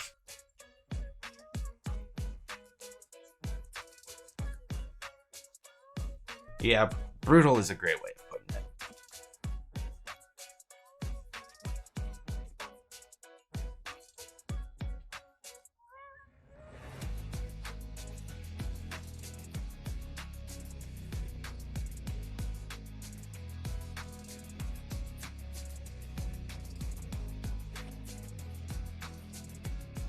Big E would evidently be caught off guard by Drake's assault, but would eventually get a handle of the situation, starting to let himself get brutal against Drake.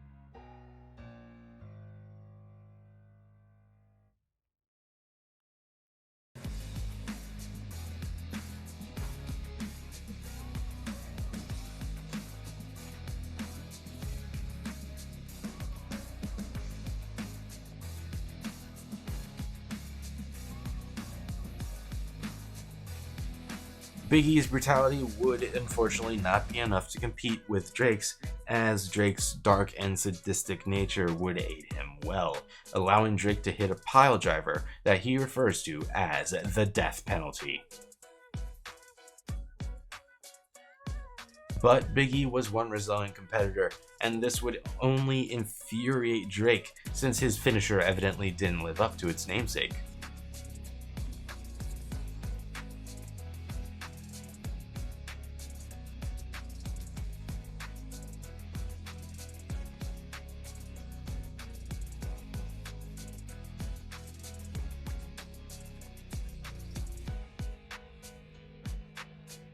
Big E would briefly try to fight back, but would get clocked with a Superman punch.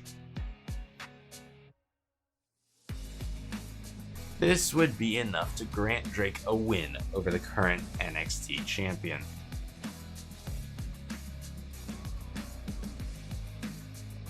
This is a massive win for Drake as he defeats not only a former tag team champion, not only a former Intercontinental champion, not only a former NXT champion, but the current NXT champion, Big E. If Drake can make his way to the WWE, whether it's from winning this competition or being selected by one of the GMs to be drafted, this could be a massive sign of things to come. Speaking of current champions, our next sparring match, we've got Amber Winters taking on Team Green's pint-sized Fury, Diane. And despite the similarities that Becky had pointed out, Amber had no intentions of playing nice with Diane.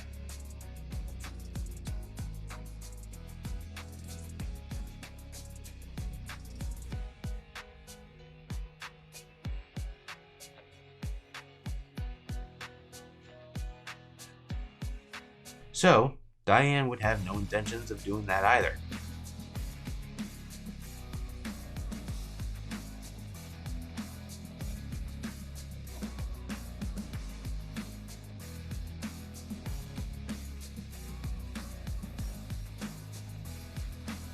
Diane would utilize her size, slipping between Amber's legs and tripping her up before locking in a Boston Crab.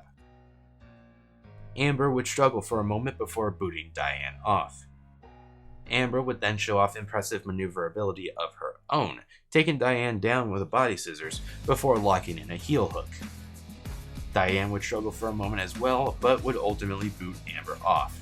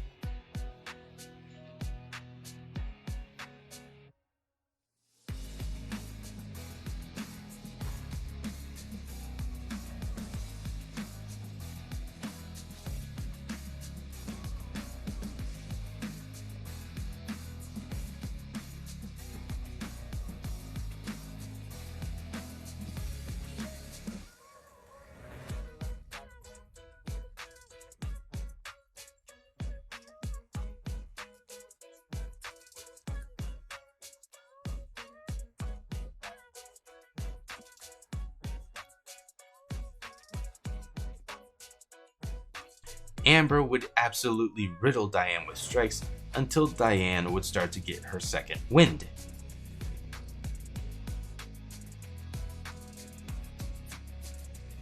A second wind that would allow her to avoid an axe kick from Winters and throw her off her game, quite literally. Diane would end up connecting with a beautiful Pele kick right on the ear of Winters, reminiscent of Ruby Riot's Riot kick. But Winters would kick out at 2.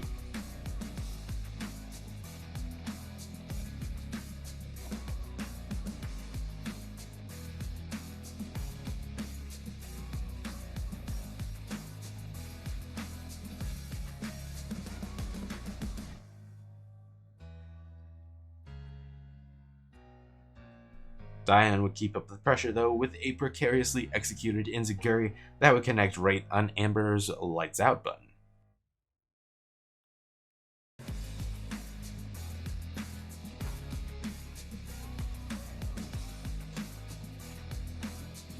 Diane, after taking one heck of a beating, has managed to defeat the current Raw Women's Champion, Amber Winters. Whether or not this is a sign of things to come for her in this competition, or if this is just a one-off fluke is yet to be seen. For all we know, Diane could still be the next one eliminated.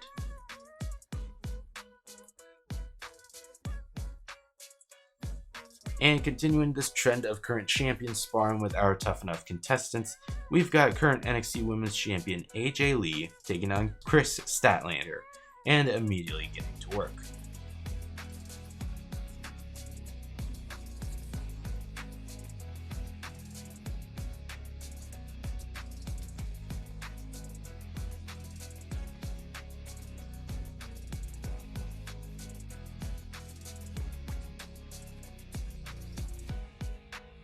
Chris would have a very obvious power advantage over the current NXT Women's Champion, and she would utilize it to its fullest potential.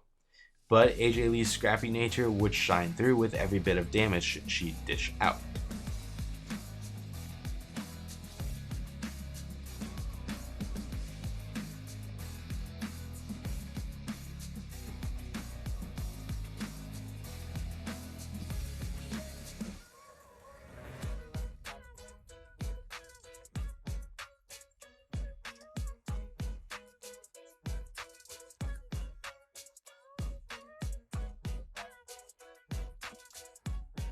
Chris would connect with Big Bang Theory, staying on for the cover and keeping the shoulders pinned down, but AJ would kick out at 2.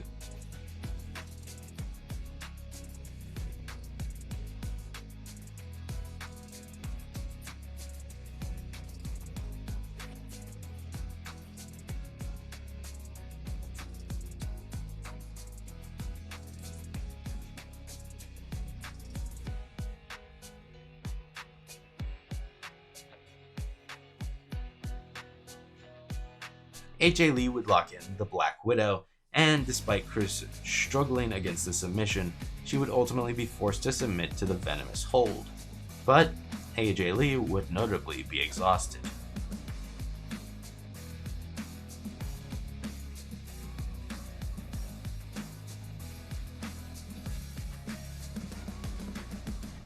But exhausted or not, the Black Widow AJ Lee is still victorious over an impressive Statlander. What Statlander will take away from this match will have to wait to be seen, as I'm sure she will spend plenty of time watching this match back to see what she did wrong against one of the best in the world.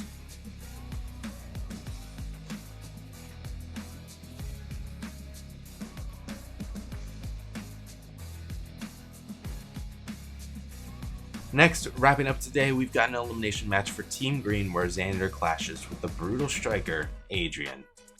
With the pressure at its peak, will Xander be able to survive or continue his losing ways and ultimately go home? The superstars are ready, and so are we. Here we go. And we're here in Orlando, a breeding ground for many of the WWE's top superstars, thanks to the Performance Center. Breeding ground for great commentators, too. And there's Saxton. How you got Greg? Big punch finds its mark. Snap power slam. Elusive movement there.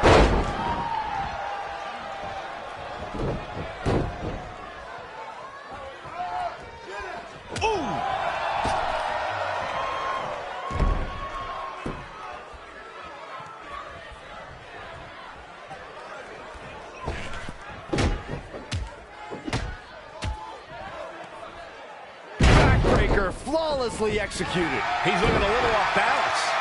No need to panic. He's still swinging. Red suplex. Making it look easy. This might be big. He's tossed. She get airline miles for that. Very curious move to go for a pinfall at this point. Yeah, this early, no chance. A dominating takedown. From the suplex.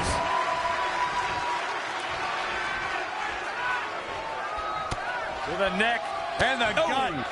Oh, man, what a combination. And a steam. Big knee right to the face. Oh, man. Oh, man. He didn't need that eyebrow anyway. Showing a lot of fury with these attacks. He's mixing precision and physicality with his attacks here. In the corner now. Ah, kick. Nasty kick.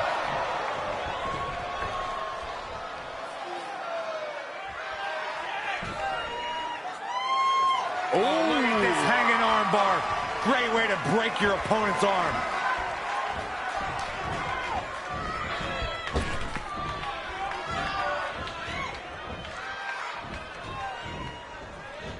He's in control.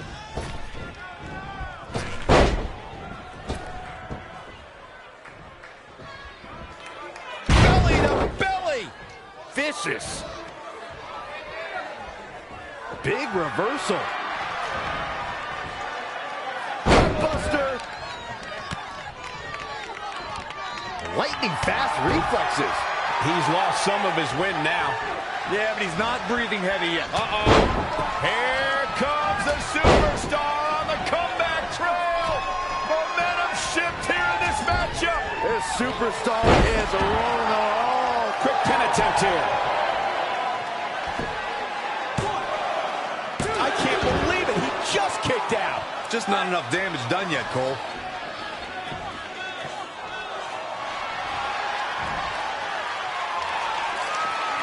Nasty kick to the face. Now that got those shoulders on the mat. Frustration has to be mounting as he kicks out yet again.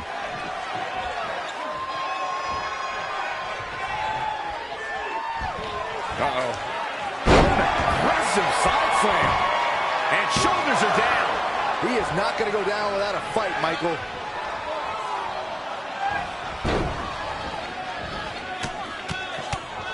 Good night. Both wrists captured, and that was nasty. That hit the spot. He's finished. Wow, that should be the final blow. No, shoulders up at 2. Very nice.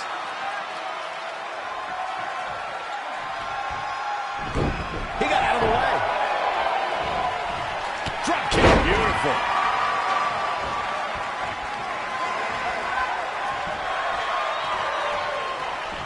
Oh, I knew that was coming.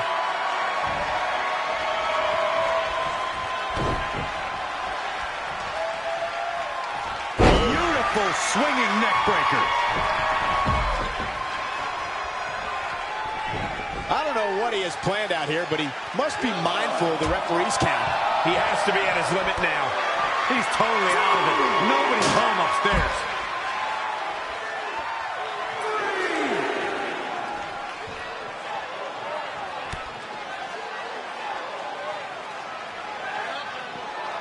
Nice armbar stretch.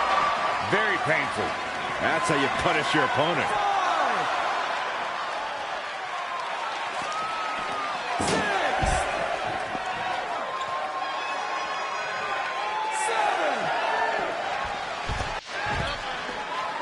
Back inside the ring.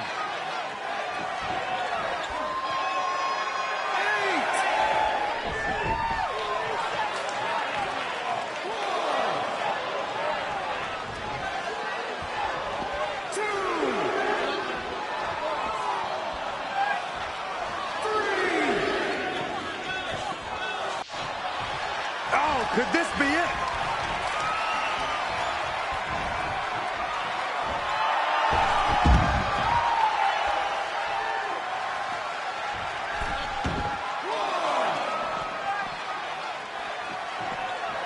Ooh, what impact.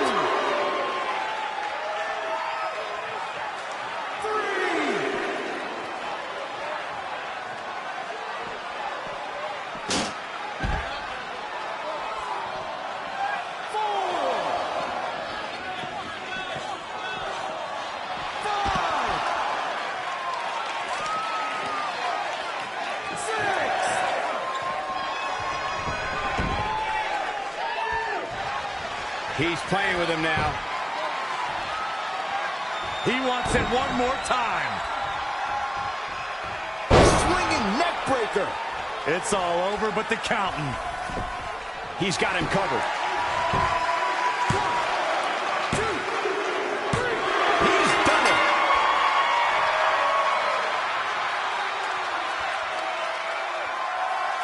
Xander has managed to pick up what some could call a big upset victory, and when it mattered the most too, because this has saved him from facing elimination, sending the French sensation back across the Atlantic.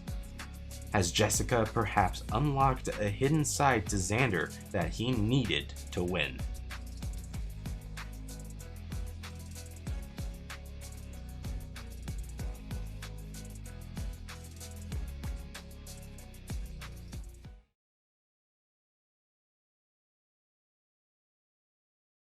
Alright, starting off day 7, Hugh Elliott keeps it blunt and straight to the point with the competitors of Team Purple, announcing that it's Triple Threat Week, so that means the final 3 are in action.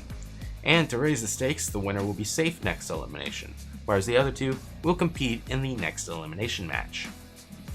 Trish Stratus would then speak up, stating that pretty much the same thing will happen in the future for the women, also announcing that the final 4 are in action, but in 2 separate matches, one of which is elimination.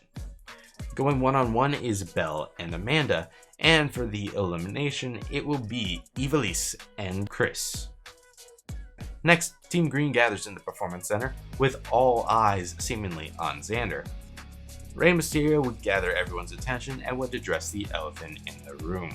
Nobody anticipated Xander would make it past last week, but he did, and that's the nature of this business. Always expect the unexpected. And because of this unexpected change, we're down to these specific 3 contestants for the men's side: Hammerstone, Hero, and Xander.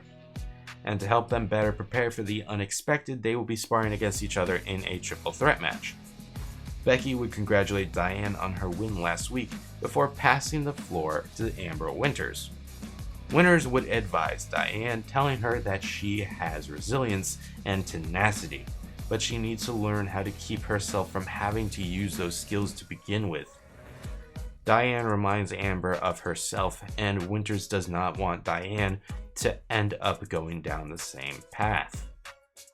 Laura Lisa would laugh and state that just like the loser giving Diane that advice, she's going to end up going down the same pitiful road. Winters speaks up and says that before she goes, she'll have one more sparring session. She would then go to point at Laura Lisa, but would have her hand slapped to the side by Jessica. Winters would look at Jessica curiously before nodding in understanding. Before we get to the triple threat set to take place tonight, we've first got a sparring match between Amanda and Belle.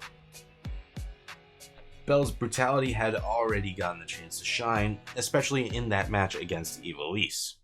This will be a good test for Amanda to see what she's made of.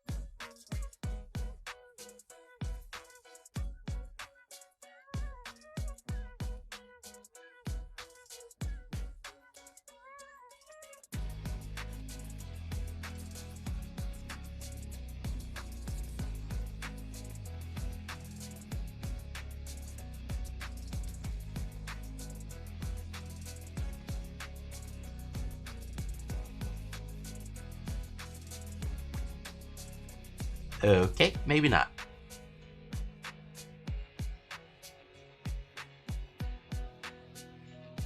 Looks like Belle's brutality was too much for Amanda to even think about getting some offense in and show what she was capable of. That was rough.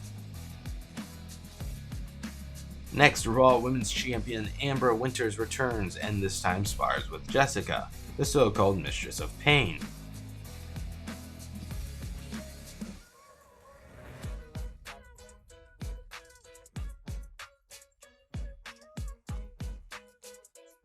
Watching the match, it would be quite clear what Jessica's game plan was. Target Amber's back and neck to weaken her for the moonlock.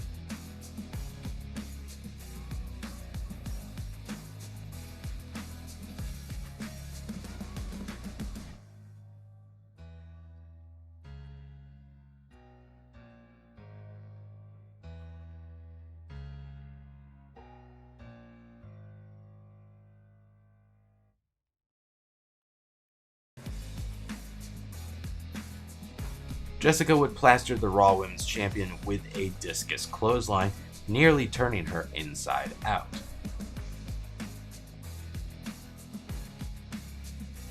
But it wouldn't be enough to put Amber away, so Jessica would continue to lay in the punishment.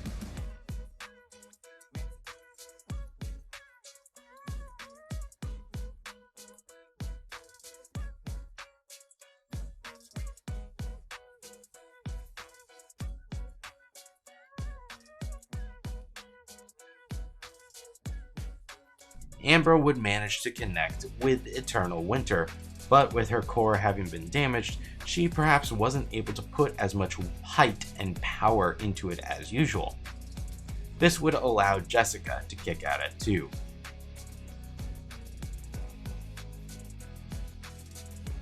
Amber would connect with a second Eternal Winter, but once again, Jessica would kick out.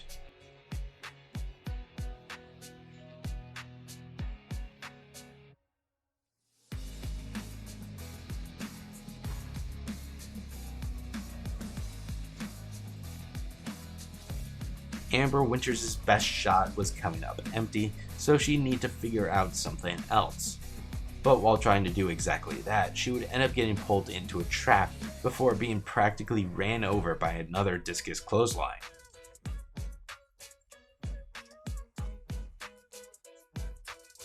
It wouldn't be enough to put Winters away, and Amber would desperately try to fight back.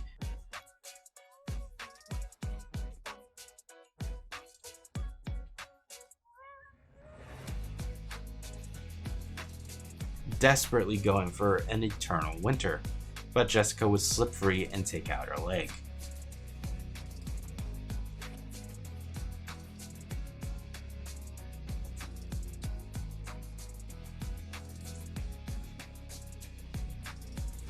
Jessica would drag Amber into the center of the ring before locking in the Muda Lock.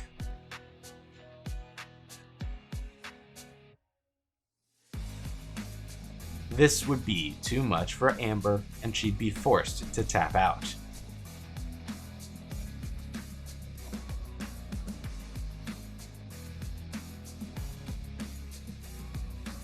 After the match, Jessica would refuse to release the Muda Lock, relishing in the pain of the Raw Women's Champion, before she would decide to switch things up and seemingly spit in the face of her team coach as she would lock in the Disarmor on Winters' previously injured arm. Once again refusing to release, she would only let go of the hold when Becky Lynch and Diane would interfere. And now we're on to the first of our 2 triple threats of the night as Team Purple's Drake, Connor, and Thatcher face off. Drake would seemingly be identified as the biggest threat in the match immediately, as both Connor and Thatcher would end up targeting the self-proclaimed future.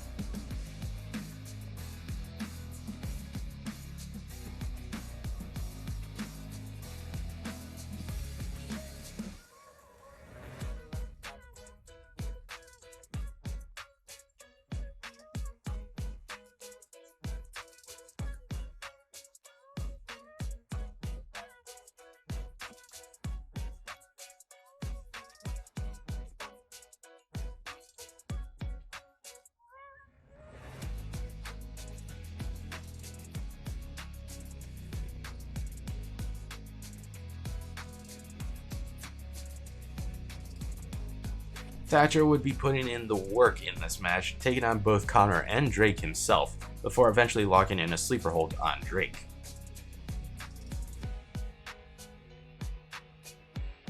Drake would ultimately break free and would stun Thatcher, leaving him open to Connor, who would immediately pounce and lock in a guillotine choke.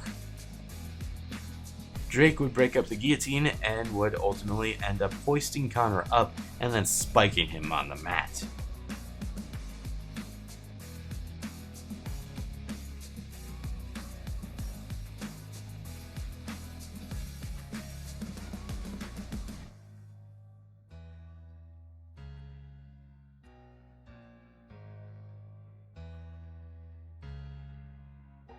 Thatcher would connect with a beautiful double underhook suplex, but before he would capitalize, he would end up dropped on the back of his head thanks to a Saito suplex from Connor. Connor would then capitalize on Thatcher's work, pinning Drake and picking up the 3. That's just the nature of a triple threat match, folks. Keep your head on a swivel. Connor picks up the win in this triple threat match. Whether or not he stole that win is up for debate. I get the impression that Thatcher is going to be looking for some semblance of revenge after that, though. And now it's time for Team Green's triple threat match as Hammerstone, Hero, and Xander all face off.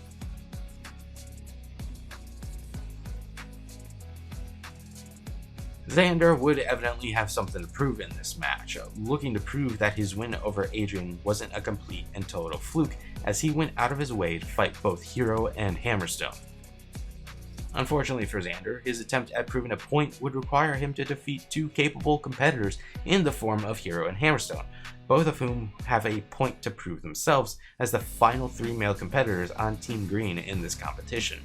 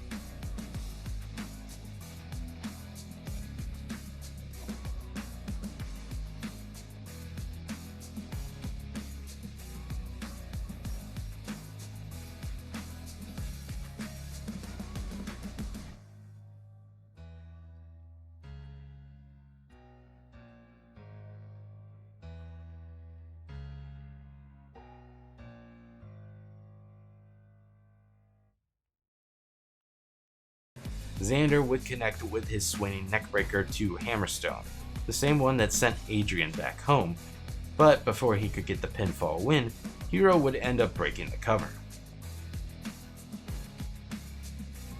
Hero would end up paying for it because Xander would drag him down into a crossface.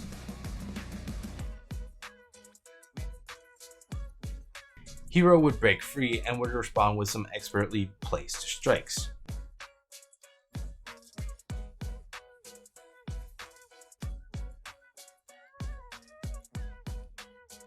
Hero would connect with his setting sun DDT, but would repeat past mistakes, taking far too long to bask in his handiwork and being attacked by Xander.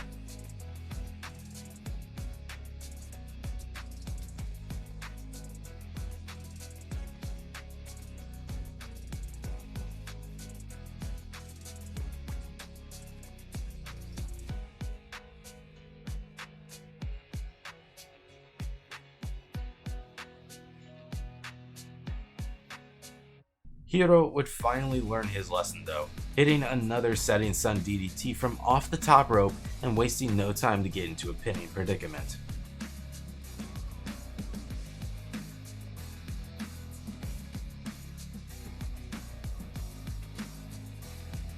Hero stands tall over Hammerstone and Xander, earning himself a potential recovery in momentum after losing to Team Purple's Thatcher in the inter-team sparring matches. The only question now though is, can Hero be the one to prove himself to be tough enough?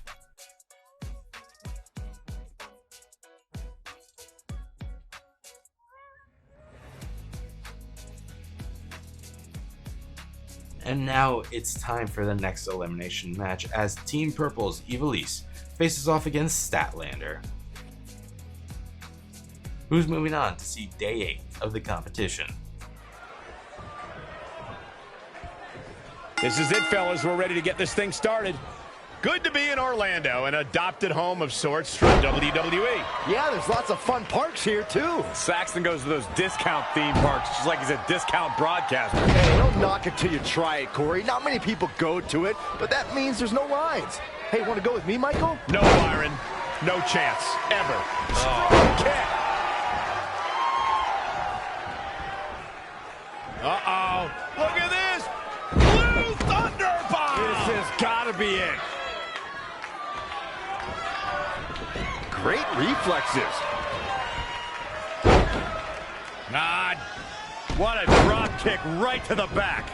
Ooh, treading all over their opponent. Bin kick right to the gut. Oh, man, right across the chest. Enough already. Will it be? She's got a long way to go before she should be thinking about a pinfall victory here. Look at this. Here we go, guys. Dragon Sleeper. It's the Dragon Sleeper. Battling to get the upper hand. She does break out of it, but has the damage been done? Situations like this usually don't end very pleasantly. Oh, right to the back. Things taking a turn for her now. She can withstand the punishment, though.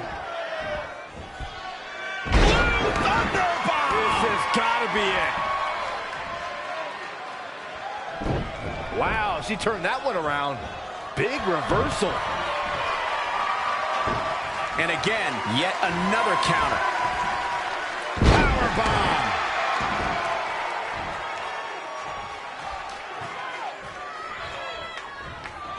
Oh, what a kick!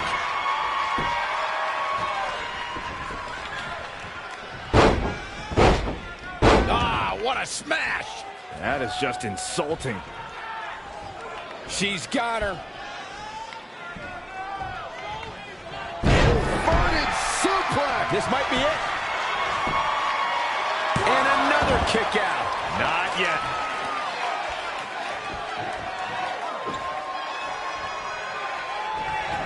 To the gut. I know what's next. Luthez press. Snapmare takedown. Axe kick! Move! Off into the pin.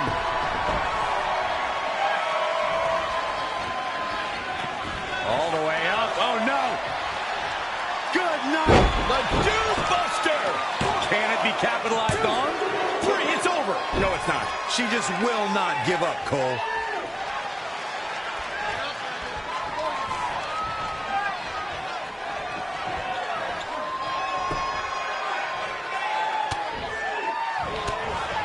Oh, she turns it around. Front face lock applied into the guillotine. That's a bad landing. Head scissors.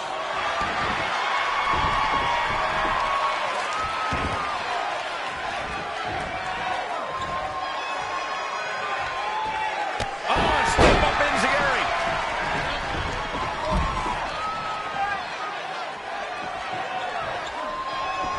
Got to be careful not to get counted out here.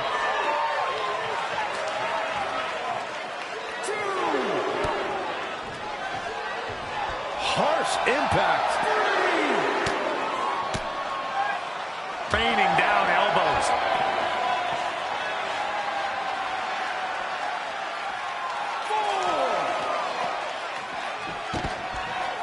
And she's back in the ring now.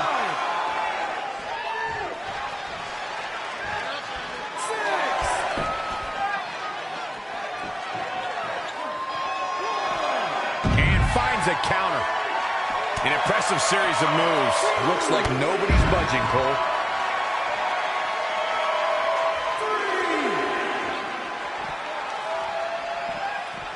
Not what she was looking for.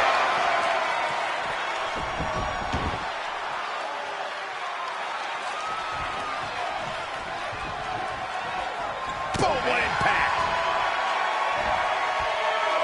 Oh, Michinoku driver. Oh, man.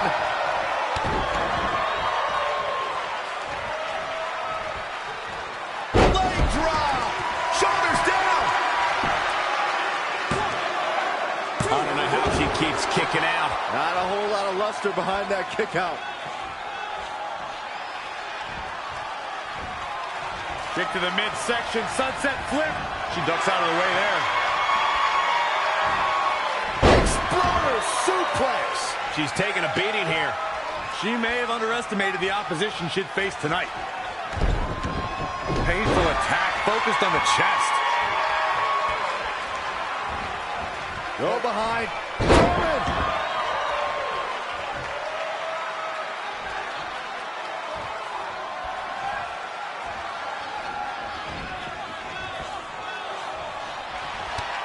Kick to the midsection, sunset flip.